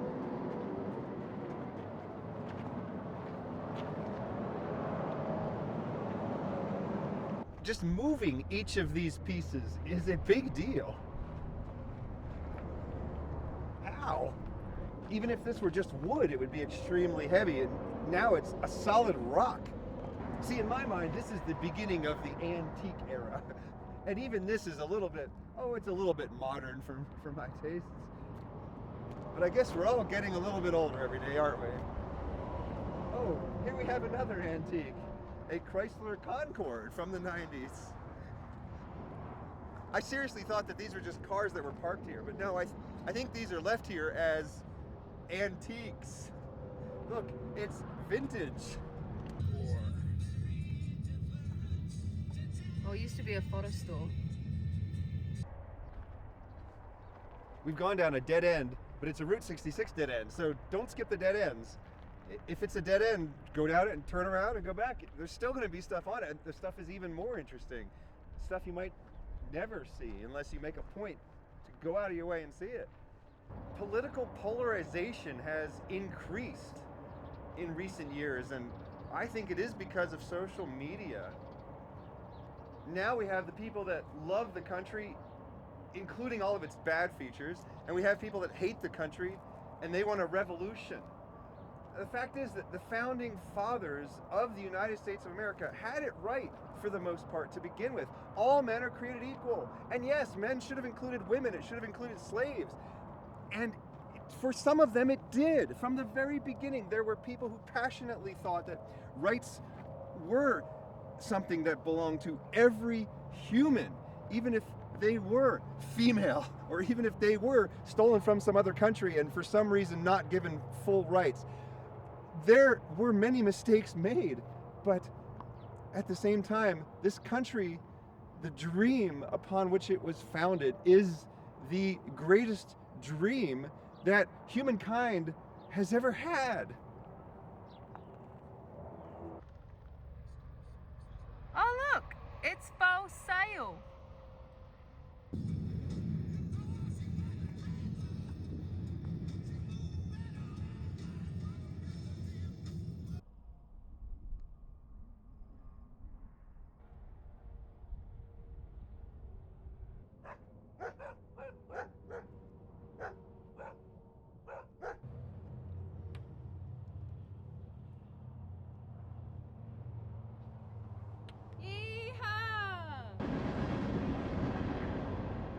Oh, they have a Volkswagen Rabbit here. I get it.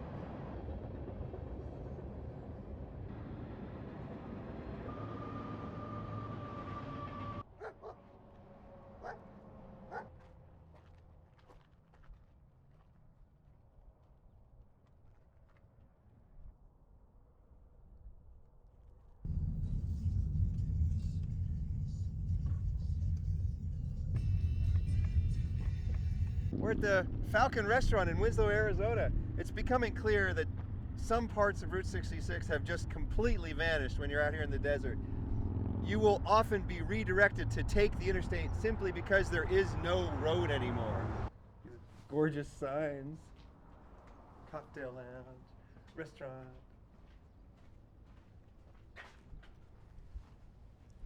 Do we need any ketchup? Homemade salsa? On your Route 66 trip, do not eat at any diner that is less than 50 years old, and do not stay in any hotel that is less than 50 years old, because the entire thing is lined with these quirky old places that need and deserve your money. They're playing Take It Easy in this diner. I'm not so sure if it's self-aware or merely coincidence. Standing on a corner in Winslow, Arizona? This is where they were standing on a corner. Well, I'm standing on a corner in Winslow, Arizona. Such a fine sight to see. It's a girl, my lord, in a flatbed Ford, slowing down and take a look at me. My camera operator insisted that we visit the corner of Winslow, Arizona, upon which you can stand. I refuse to set foot on this corner. I'm not going to stand on this corner for you. You have to come out here and do it for yourself. 75th anniversary edition. It's outdated. It's going to be 100 years in 2 years. Yeah, there's always going to be a need for videos like this because Route 66 is always changing. Yeah. So every year we need to make a new video, or someone needs to write a new book or make a new map. And that's what I'm trying to do. I'm trying to document the current state of Route 66.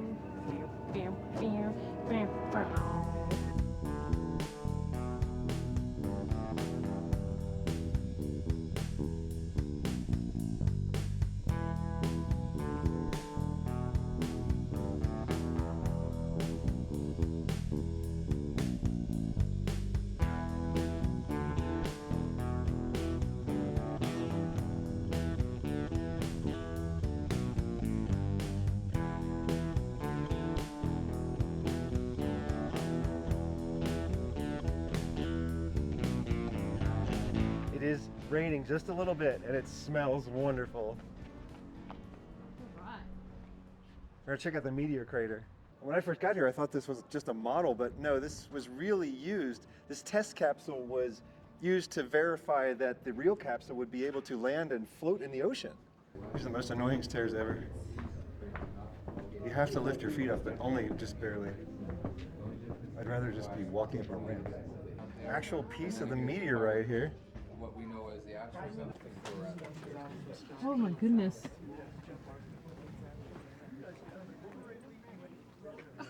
This is breathtaking.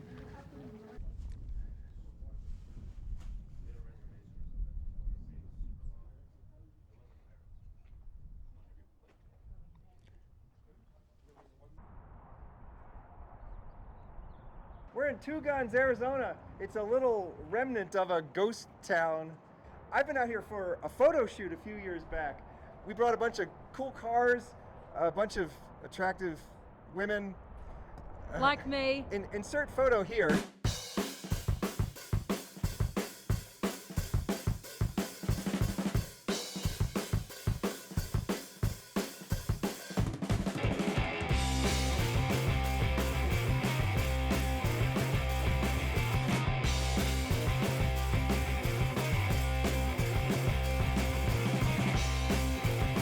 Come out here, party, throw fireworks, set fires. They write graffiti. It's basically allowed. Well, it's all heated here. There's even an old swimming pool and former hotel out here. There used to be a cowboy painted on there. He's got two guns. Or there used to be an entire other building out here, which is, it's now no longer here. It's becoming more and more of a ghost town as time goes on. The pool is still here. It's not very skatable, if you're wondering. it's slightly skatable. Last I checked. Let's take a look now. Yeah, see, it's got extreme transitions. It's all crumbling at the bottom. But you know, I'm sure somebody is very good at skating this pool.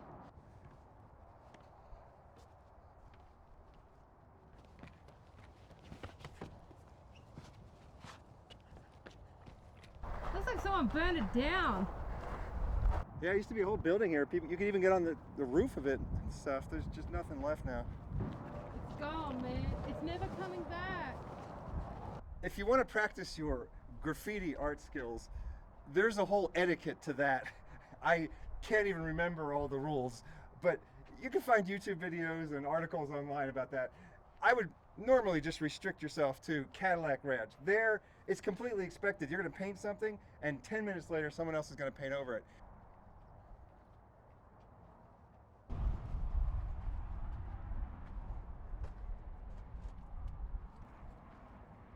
There's an old bridge out here too. I haven't actually explored this part of this place.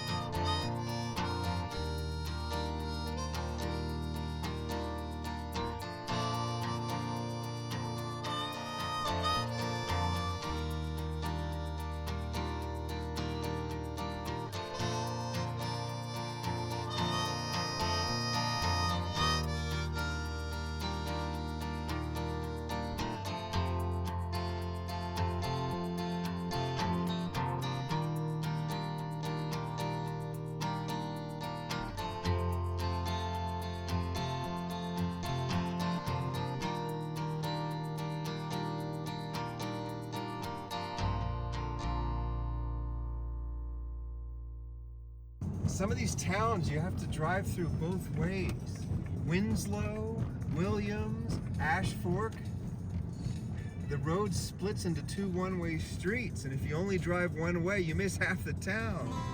We found an old one-lane bridge and some of the original road, or road from at least 50 years ago. This is the historic route over here, but it has a newer bridge. And this is the even more historic route over here with the old bridge.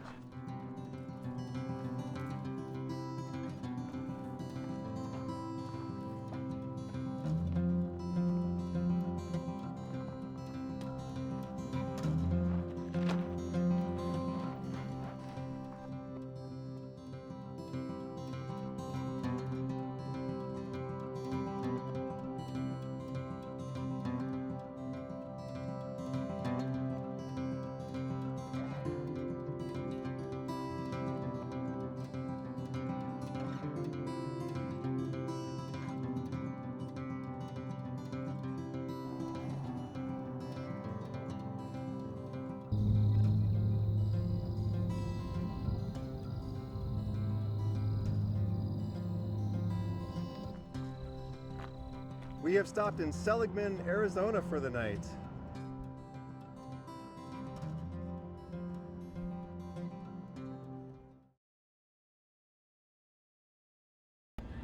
I'm not a vlogger. I'm not here to tell you about what's going on in my life. I'm here to tell you about what's going on in my mind. I'm a YouTube artist and a documentary filmmaker, and one of the things about documentary films that's just absolutely crazy is that you don't know what the film's about until it's made. I didn't know that I was going to be talking about the American dream while traveling down Route 66, but that's what this has become. I'm talking about the American dream.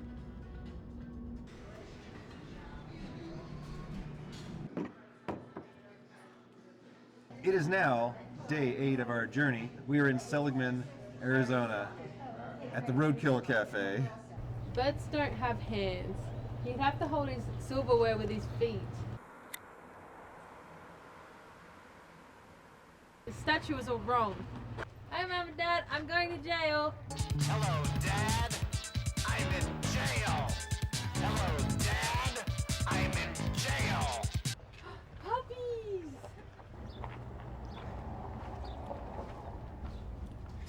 Hey, you, come over here. Hey, you want to let me out?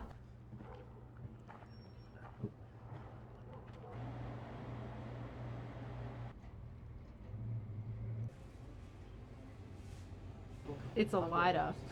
Cannot have this in Australia.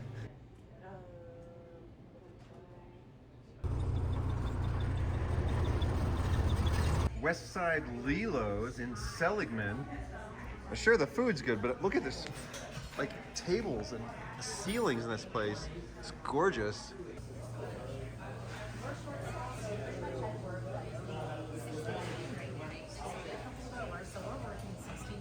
I always remember hearing that there was a barber shop in Seligman where a guy's been cutting hair for decades and decades. He's in his 90s. I was wondering if he was still in business. The sign out front here says he's retired now. Good morning, welcome. Good morning. I remember hearing about this guy Angel that cut hair. Yes. He's still around? He's 97. He's still around, but he retired as a barber at the tender age of 95 after 75 years of doing haircuts and shaves. Cut hair for 75 years and retired at 95. 75 years. Well, yes, that's sir. a great story. I'm Yes. glad he's still around.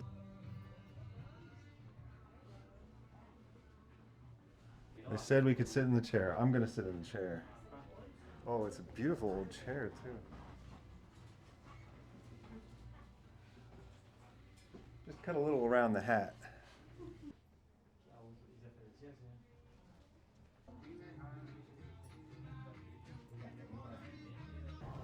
Delaware, is that still a state? You're driving on the wrong side. There's that other Mustang. We've had another blue Mustang following us on our journey.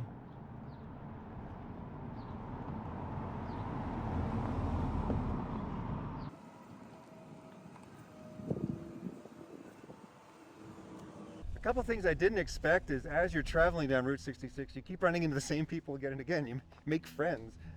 And there are people from all over the world. We've met people from Spain, Italy, and other people that are visiting from Australia.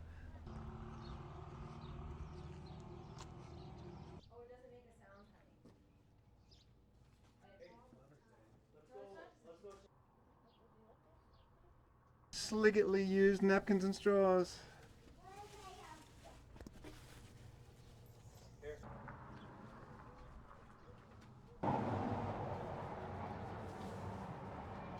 With the Rusty Bolt, they got little license plates, stickers, license plates with dogs on them. They got books here. 50 cents. Patches. They have dead bodies of fish-like organisms. If you want a signed copy of my book, there's one in the Rusty Bolt for 50 cents in Seligman, Arizona.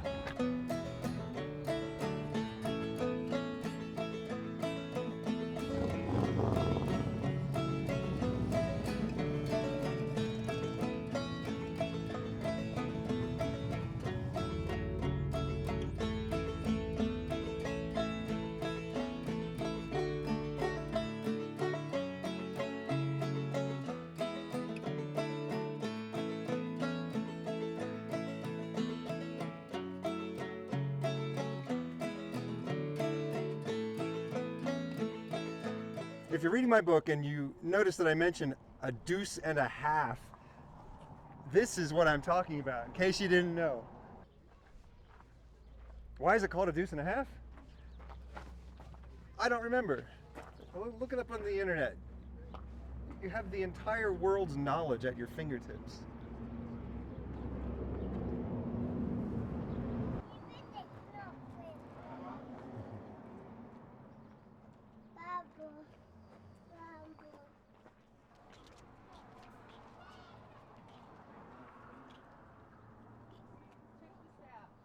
I'm kind of impressed that this walkway is stamped with dozens of Route 66 logos.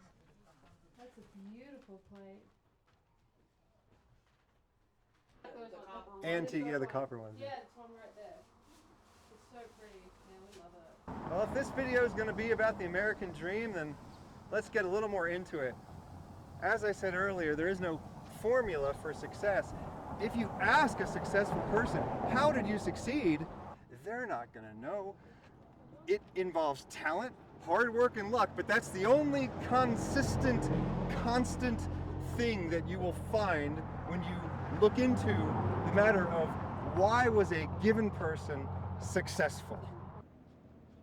And another important thing to keep in mind is something that I didn't figure out until maybe a week ago, is if you want to be a successful welder, first you have to be a welder. If you want to be a successful artist, first you have to be an artist. If you want to be a successful computer programmer, first you have to be a computer programmer.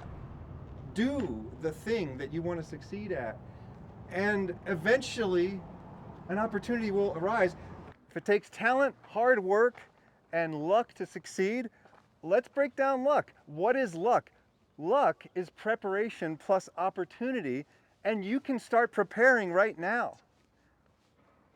People come from all over the world to find the American dream, so don't give up on it. At least not until you've given it a try.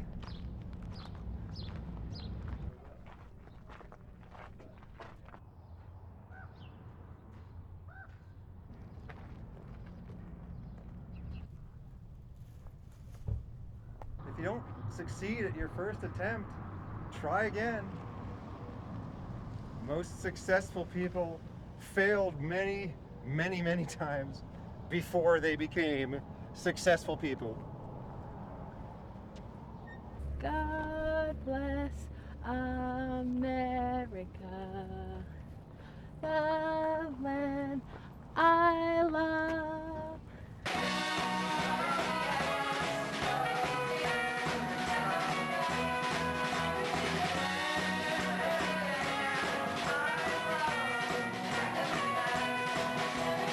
I have to tell him back home about Dandy Homes on the map. I saw your jacket said. Oh, here you go. We're from Sydney. Oh, Yeah. Sydney. Good to see there's other Aussies out and about. Let me see the back of this jacket here. See the back, it says Australia, yeah. Via finale, giochiamo martedì da Los Angeles. Abbiamo fatto il classico da Zion. I've never heard so many languages in a non-urban part of the United States as I have heard on Route 66. People really do come from everywhere to drive this road and experience the American dream.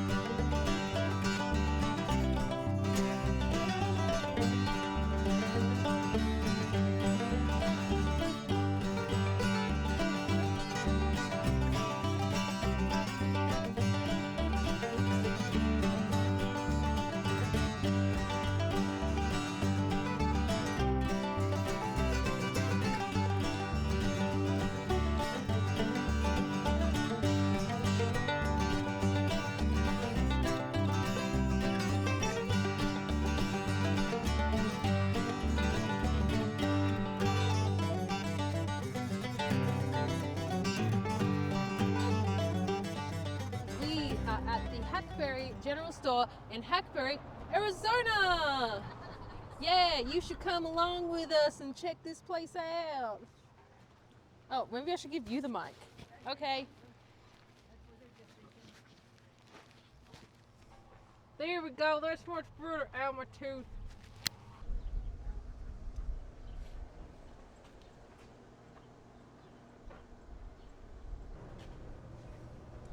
If you are a fan of Buc-ee, please follow Buc-ee's Instagram, Buc-ee's Down Under. He gets up to all kinds of things. They're making me do this against my will. Shh, shh, shh, shh. He's having fun. You're having fun, right? I'm having fun.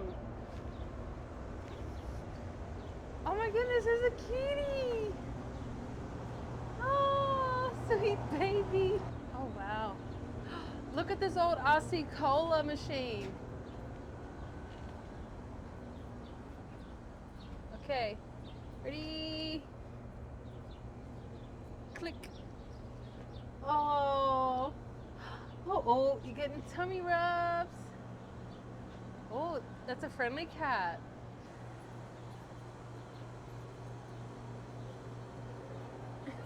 Okay, I'm gonna pet the tummy. Okay, you can come to Hackberry General Store and the cat will let you pet it on the tummy. Mark safe from cat scratches at Hackberry General Store. Whoa.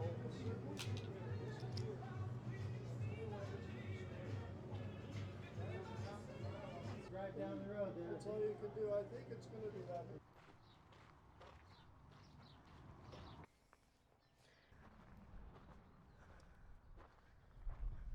This is like a wild wasteland. I mean, that's the cool charm about Route 66. Even though some of it's dead, it's still kind of cool to visit. Check this out. There's no scary spiders in there, is there? Okay. We're gonna sit down. Beep, beep, beep, beep, beep, beep.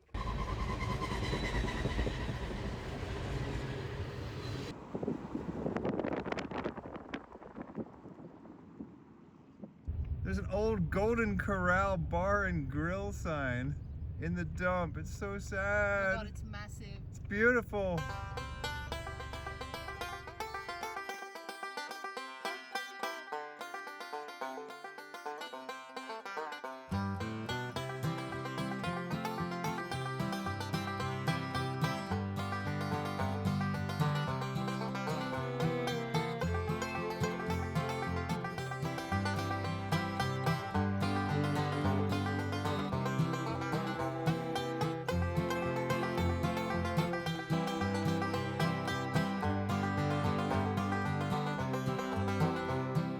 It's okay to put up a new sign on Route 66, but if you do, you gotta nail the mid-century aesthetic.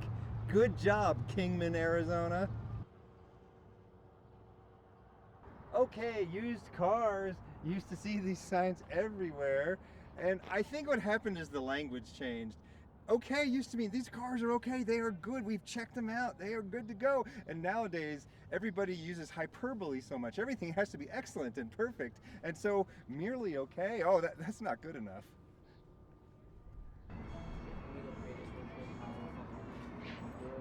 Mr. D's Route 66 commuter car. It's one of those little electric things from the 70s. They have another one over here.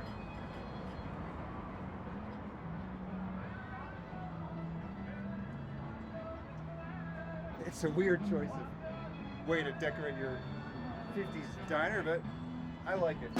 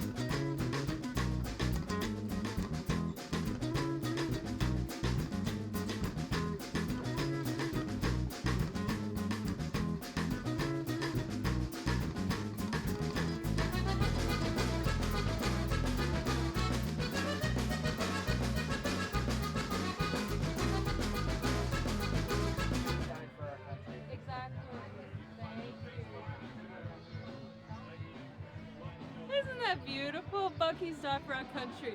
Did he say Buc-ee's died for our country? Yeah. It's from that. It's from that meme. There's Which one? There's a meme. There's a meme online. Yes, it is Buc-ee's the flag. You don't have to do this every time we come here. You shut your mouth. Buc-ee died for our country. I don't think that happened. It did happen. I can confirm it happened. He died in 9/11. He died in 9/11 twice. And then he was resurrected to go kill Osama bin Laden. Yeah, exactly, and he did it. He joined SEAL Team 6. And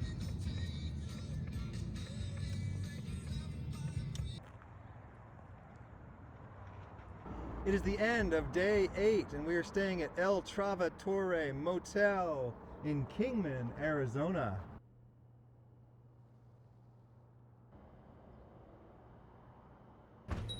So you guys are in Kingman, Arizona, population 32,201 now. You're right now here. Mm-hmm. This is the historic portion of Route 66.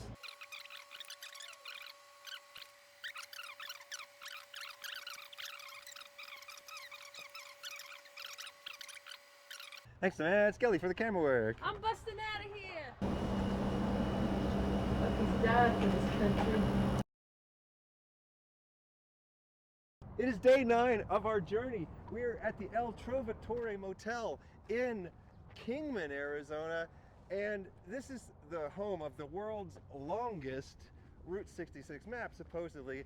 I went looking for it. I couldn't find it until I did, which is, let me show you. The entire hotel is the map.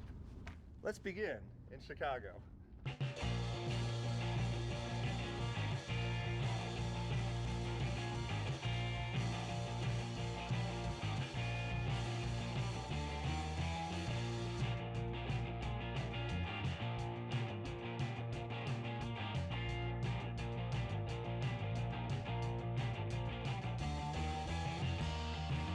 Okay, the guy who runs this place, make sure you have a bit of time on your hands if you're going to be staying here, because he will tell you a 20-minute story, and I assure you, it's interesting from minute 0 to minute 20. It's an interesting story. It just requires you to have 20 minutes to spend listening to the most interesting story you could imagine of Kingman, Arizona. He tells you about how many churches it has, how many bars it has, who famous people have stayed here. Jean-Claude Van Damme, Pamela Anderson were in the prison over here. There's so many stories of this place, and he will tell you all of them. And he speaks 100 languages, or at least he can say a few words in something like 100 languages.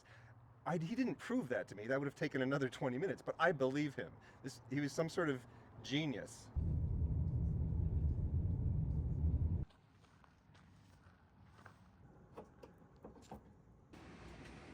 I'm not into these adult sippy cups, but I think I might be sold on this one.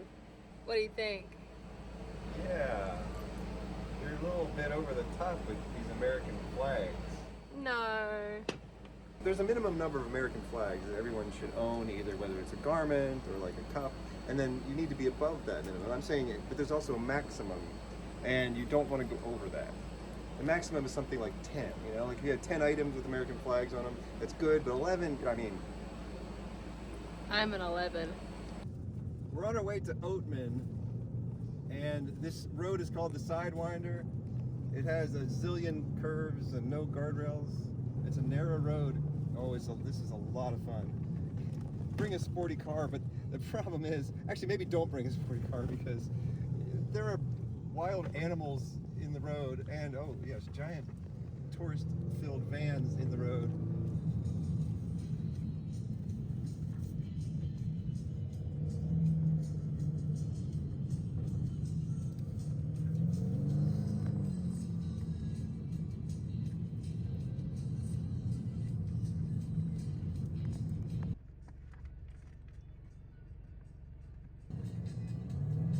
Oh, I saw a little squirrel. Oh, how cute. Oh, they're so little. They're like really tiny in the desert. Ah! Is there free parking in this town? It says $2, pay the barrel. Pay the barrel. I think there are plenty of places to park for free in this town, but I actually really like this, so. $2 parking, pay at the barrel.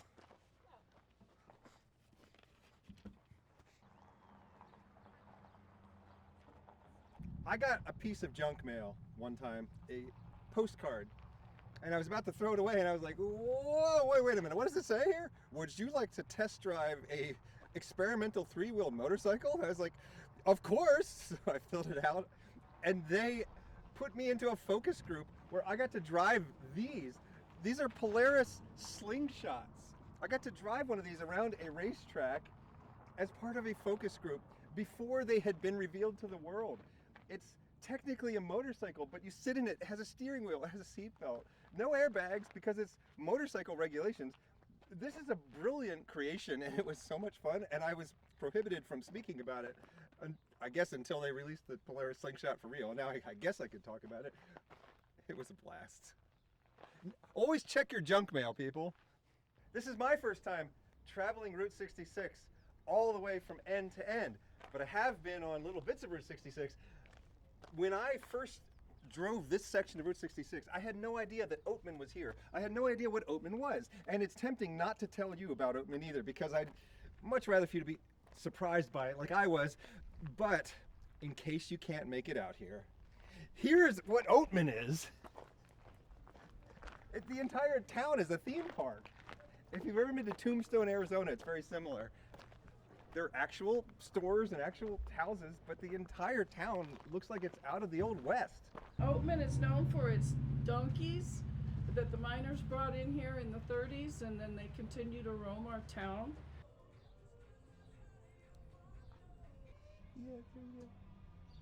So the question is this place a tourist trap?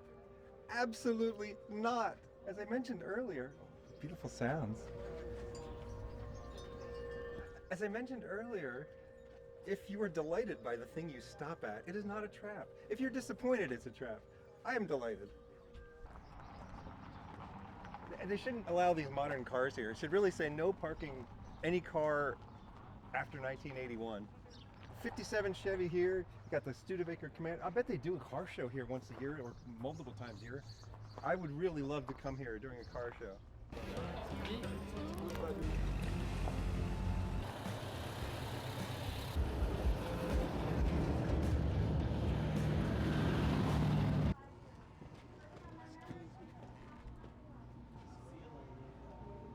No wonder all the businesses on Route 66 are going out of business. They're not handling their money properly. You're supposed to actually put it in a bank.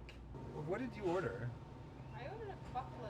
It's actual buffalo meat, and these are potato chips with extreme amounts of garlic and cheese on them, zucchini logs, and I figured I should order a salad because after I'm done eating all the appetizers, I'm not going to be hungry anymore. I grew up dreaming, being a cowboy, loving the cowboy way, pursuing the life, high-riding heroes, burned up my childhood days. Where are you guys from? London. Are you going to check out the gunfight? Yeah, I just didn't want to be in the way, and I thought you guys were shooting. No, I think it's fine. I was just saying, I think it's funny they actually closed the road down. Why did you find it so compelling? Why did you want to come all the way here to do Route 66? I think it's innocence. I think it's an uncomplicated time. I wrote a song about it when I was on the road last year. I've just put out a single. Should I put like a little clip of the song in the video that I'm making, or what? Yeah. Andy Wilkinson, Mother Road. Check out that song. Let's listen to a bit of it here. Oh dear, the gunfight has begun. Oh, Willie, I want all the gold. I'm not going to give you all the gold. You scared me, I didn't catch that one. As I was saying, they closed down the road twice a day to do a mock gunfight. They blocked traffic for, as you can see, miles. Okay, maybe a few yards. There are only 2 cars that are actually waiting in traffic.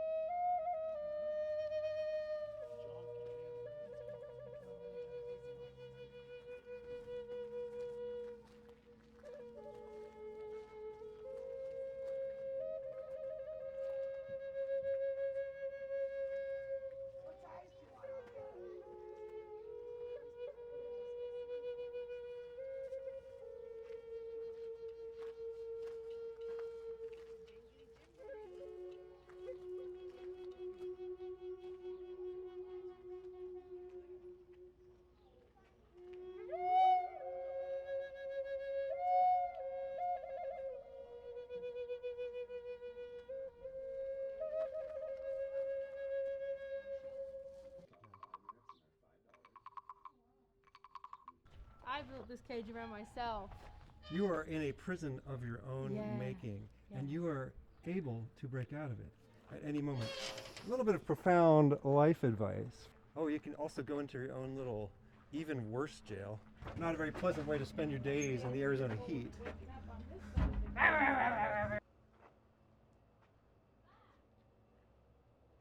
Oh, that's where my toothpaste went. That was a weird place for it to be. In your hat? Yeah. Your toothpaste was in your hat and you didn't know it. No.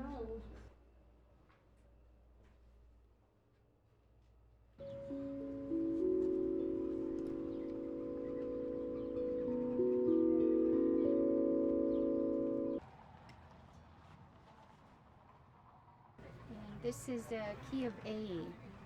Well, if I were musical, I'd care, but the reason I'm buying this is because it's a pretty way to make music without being that musical, you know? It's like having your own wind chime with you. I saw these things on the internet. I thought it was one of the most beautiful sounds I'd ever heard, and now I found one for sale, and now I own one.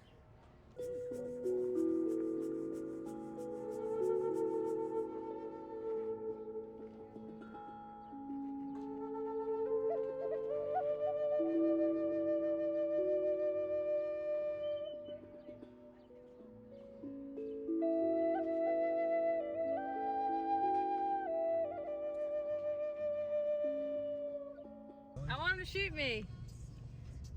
Shoot me. Gotta give him a tip. We'll make him shoot you. There's no place I'd rather be than on this road, just you and me, watching all the wonders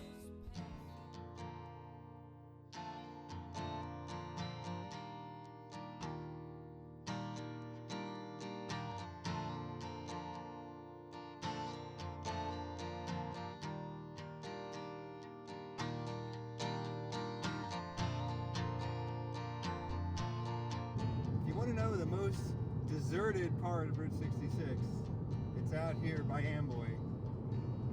And I don't know why you'd want to know the most deserted part. I can't think of any reason at all. I don't know.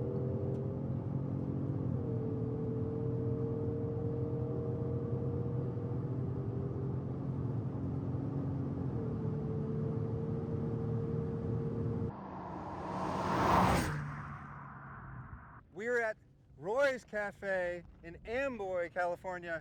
It's pretty much the most remote thing you're going to find on Route 66.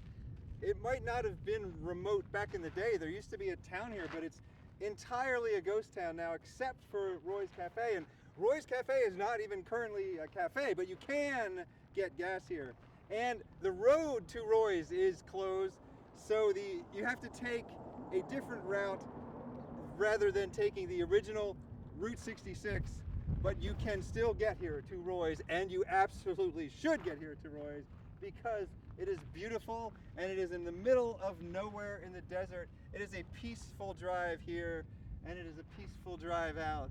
And this is the last little bit of your journey that will be peaceful because you're about to get into the insanity that is Los Angeles in 2024.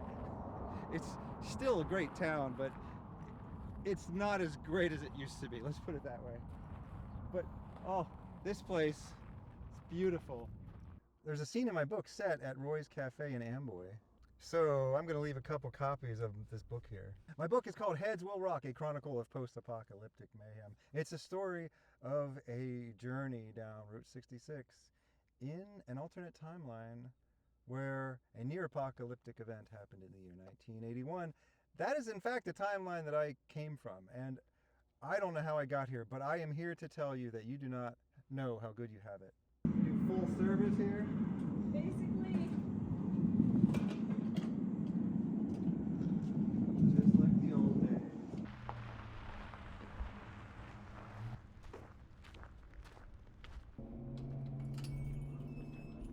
We're hoping to come back in 2 years and make like a real documentary. Right now, we're mostly just having fun. Turn of the century salt mining town, early Route 66 town. You know, Interstate 40 opened, and of course it killed a lot of little towns on Route 66. Ours stayed alive because pretty much everybody in Southern California needed us for a gasoline stop to make the little back jog to Las Vegas. And you can still get gas here. Can still get gas. 1960s pumps, they work. We have diesel, premium, and regular. This is a photo of Boris Yeltsin in 1989. He was not president of Russia yet. He was a high-ranking politician. He came to the USA and he entered a random Texas supermarket. And he said, "Oh, communism doesn't work and it is doomed." This is just before the Berlin Wall fell.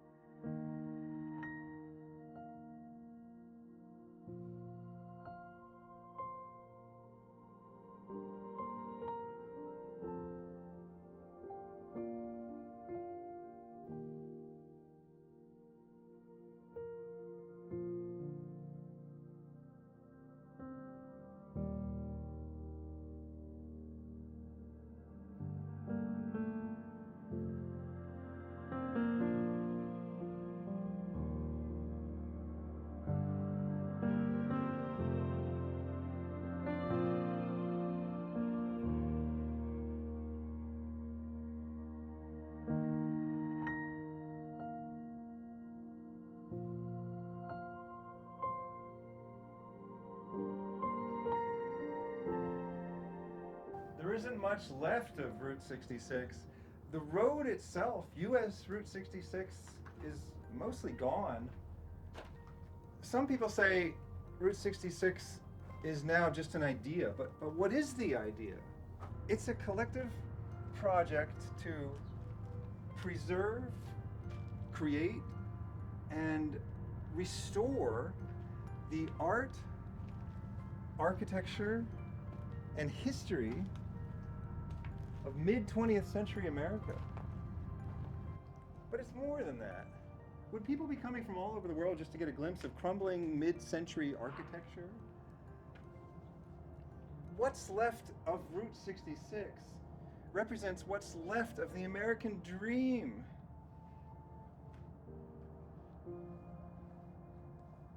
The people that are trying to preserve Route 66 are doing great work because they're preserving more than just Route 66.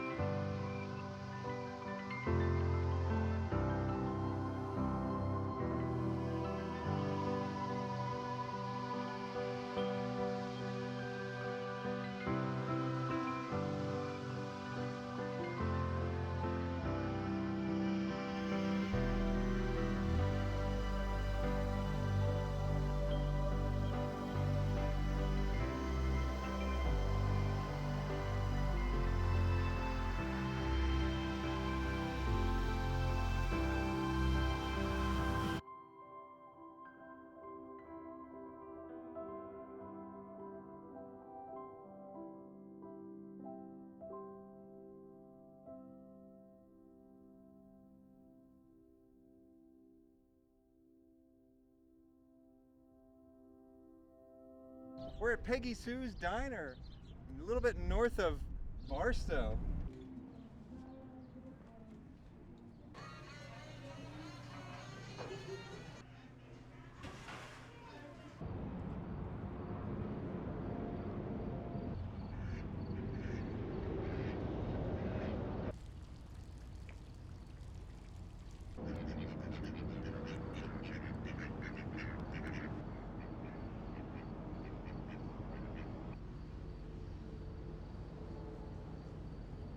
We're at the Route 66 Motel in Barstow, California.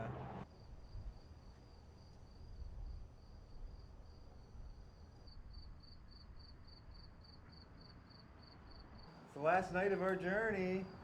Tomorrow is the last day. Day 10. Do not do it in 10 days. Do it in 3 weeks, at least. We've missed so much of Route 66. We've also gotten to see so much, and it's inspired me, it's thrilled me, it's delighted me. What is it that made you want to visit Route 66? Well, you hear about it growing up, you hear about it in movies, you hear about it in songs, or in reference to, I don't know, someone famous, and you think, wow, this just sounds really cool. I want to check this out, and it's like even better than what you could imagine. It was so special and so unique, and I could just see, just regularly visiting all the time. I can't get enough of it. It's so fun, so magical. It felt like real America to me. It felt like the America that I wanted, and I felt like I got it. It is day 10 of our Route 66 journey. 10 days was not enough. We compressed as much as we could into those 10 days. In a few hours, we should be in Santa Monica, on Santa Monica Pier, and we should be at the end of Route 66 sign. I'm gonna miss it. I think I could just live on Route 66, going back and forth for the rest of my life.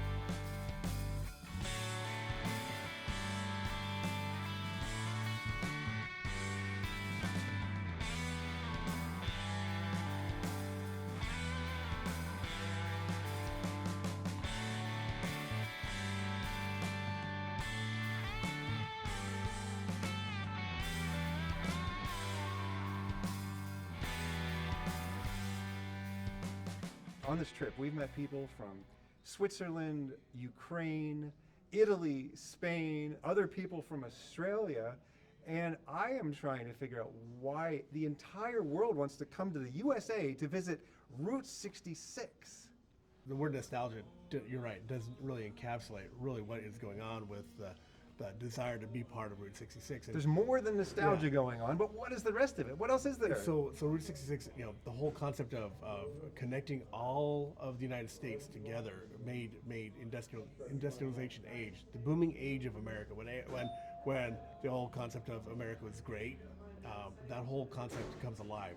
When the American music was popping, everyone had their domestic product, their spendable income was higher. Disposable income was higher for most people, and we were just coming out of a war, and America was a good time to be in America. The 20th century was just a very special time generally because human progress just was flat for 100,000 years, and then the 20th century everything skyrocketed, and then now things might be flattening off again. So there was a very special time, and it was hindered by the fact that there were 2 world wars. There was a depression. So the 20th century was barely getting started in 1945, and then in 1969 we were on the moon.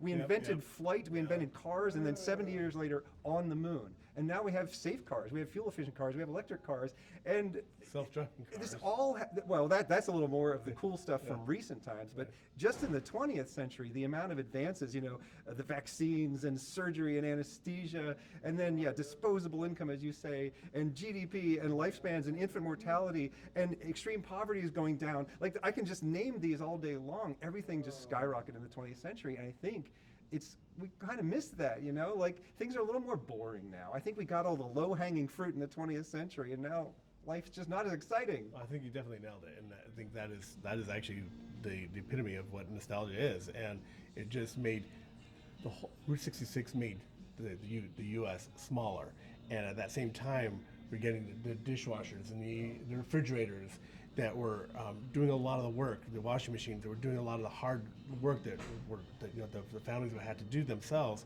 and now it automated it, so that freed up to people for more enjoyment and entertainment time. And so it was a time of prosperity and a time for people to have more leisure time and enjoy life. And with air conditioning and refrigerators, people were actually really, enjoying the good things about life. That's one of them. Air conditioning, refrigeration, space travel, car travel. And as you said, Route 66 made the U.S. smaller, and the railroads made the U.S. smaller. It used to be that you couldn't get from one side to the other without risking your life. Yep. Then it became you can get there, but it's going to take a few weeks. Now we get there in a few hours, and we've lost a lot of the mystique of that, where there was still some process to it, even though there were fewer risks. But there was still a process of getting from Chicago to LA, and it was a beautiful process. What you were talking about earlier about the transformation of technology, and at one time they used to have to start the car by the crank. This old 1917 Ford Model T, which actually still runs. This vehicle, although it was sturdy, it still took a long time to travel. A mile, it's probably going about 10 miles an hour. So your trek across the U.S. going from one end of Route 66 to the other, and that was still an investment in time. We were talking about nostalgia earlier. The term nostalgia didn't exist until the 20th century. Now, the word existed, but it wasn't used in the modern sense. It used to mean you were fighting as a mercenary in a war and you want to go home, and they treated it like it was some sort of a disease because you weren't a good soldier, you weren't a good warrior, and you want to go home. In the 20th century is only when the term nostalgia started to mean like remembering your youth, remembering when times were different, remembering when times were simpler, remembering when times were maybe in some people's minds better. And that's because life never changed until the 20th century. For 100,000 years, you did whatever job your parents did. Yeah. And then as soon as the 20th century came, you could be the first in your family to go to college.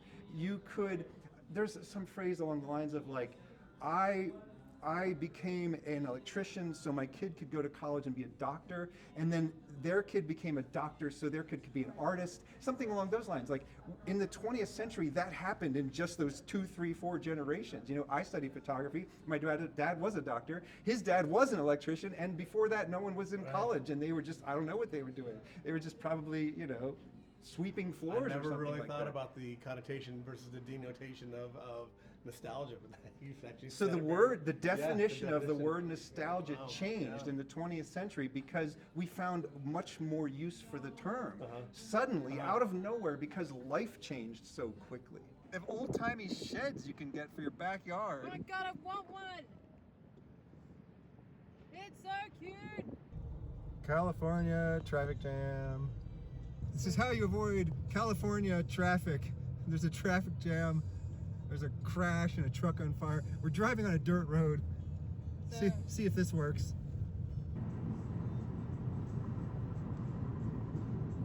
Tips for driving in Los Angeles. The diamond lanes, the lanes that have a diamond in them. They say HOV, that means high occupancy vehicle. That means 2 people or more per car. So don't drive in them if you're on your own.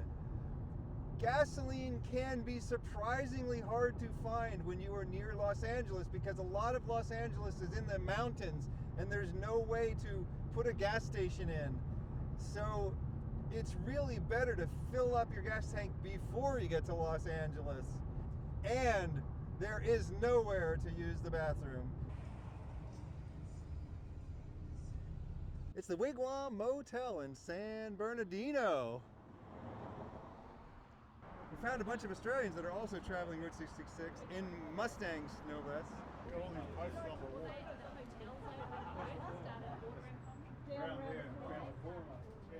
We're coincidentally from the same place they're from. We coincidentally also rented Mustangs, and we coincidentally also arrived at the same moment. Really? So what are you coincidentally just following us?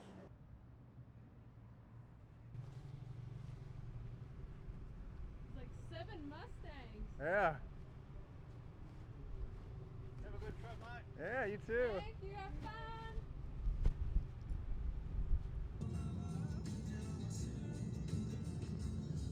Colorado Street Bridge. We're at the Fair Oaks Pharmacy in South Pasadena. It's actually still an actual pharmacy in here. Yeah. So it's still an actual pharmacy. They have a soda fountain. They have candy. This is one of those underrated candy bars. Really hard to find even in the U.S. There's no chocolate involved. I'm a chocolate lover, and yet I love these. It's peanut butter and coconut. Yeah, I like these. These are my guilty pleasure. I love these too. Peanut butter and chocolate. Hard to find.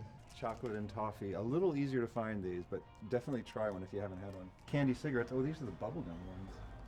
These are the ones that taste like chalk. There's a Lucid up there. See that gray one up there? The dark gray one? These are made in Arizona. It's a new electric car. Never seen one before. It's actually pretty good looking.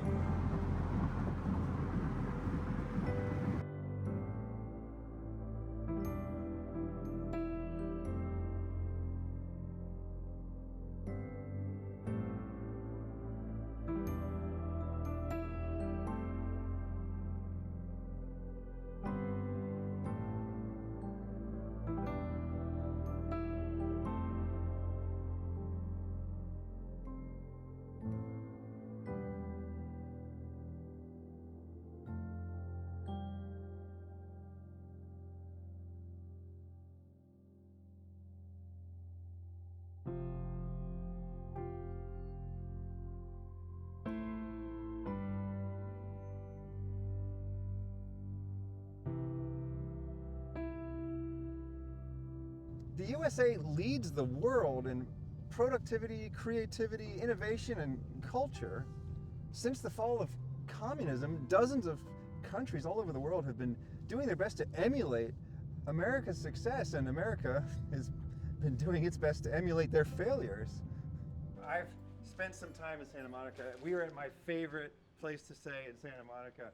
The way I discovered this place, at the time, it was the cheapest place I could find in Santa Monica. Lately, not so much. The Kalmar Hotel and Suites.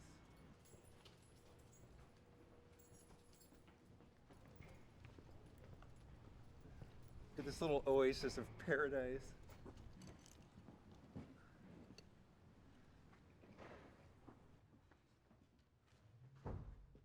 You have to see the bathrooms. Look at this original green tile and pink porcelain. And some pink tile, and these old school heaters on the wall are so nice when you're taking a shower. And then you open the window when you're taking a shower too, and just getting that fresh air in, fresh cold air while you're taking a warm shower. It's amazing. And the kitchen counters are still old too. These are gorgeous. We should also really define the American dream. I don't think they even teach it in schools anymore. Probably a lot of Americans don't even know what it is. And if you're not from the USA, you might have no idea. To me, the American dream means with hard work, anyone can make it on their own without getting help from anyone else. And then if you add in a little bit of talent and luck, you could get rich. Oh my God, you're so cute. That's so cute. 1, 2, 3, 4, 5, 6, 7, 8, 9. Oh gosh, there's like more than 10 of these little guys out here. In Australia, we don't have squirrels. Look how cute they are. Aren't you precious? Ah! Oh my God, I'm scared. He's gonna get me. They're so cute. There's a baby one there. Oh my God, you're so cute.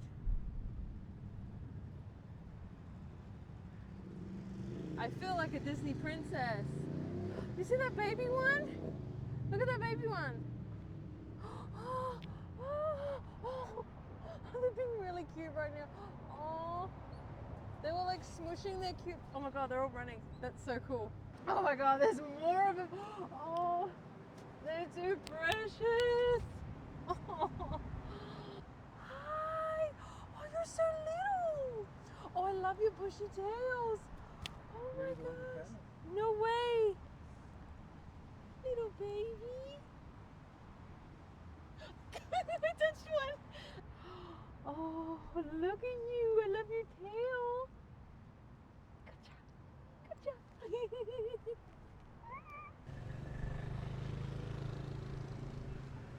I love this pusher. I love Otto.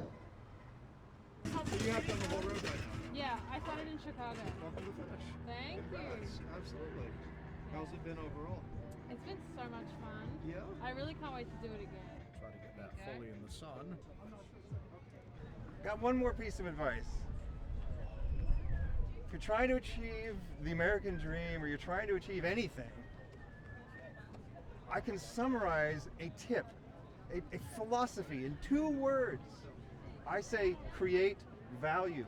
Create value for people that pay you. That's work. Create value for people that don't pay you. That's kindness. Create value for people you like. That's friendship. Create value for people you don't like. That's self-preservation. And most of all, create value for yourself. That's happiness. I'm Wasteland Firebird. Thank you for inviting me into your home or onto your portable device. Have a good night.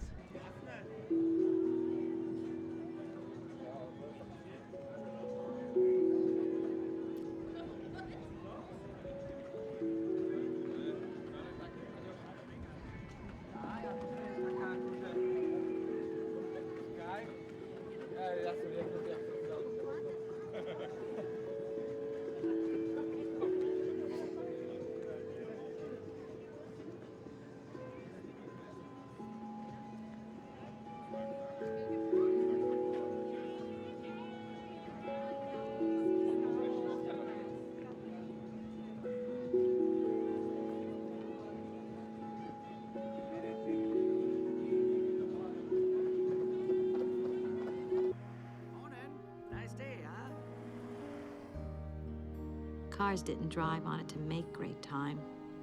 They drove on it to have a great time. Thanks, Miss Kelly, for the camera work.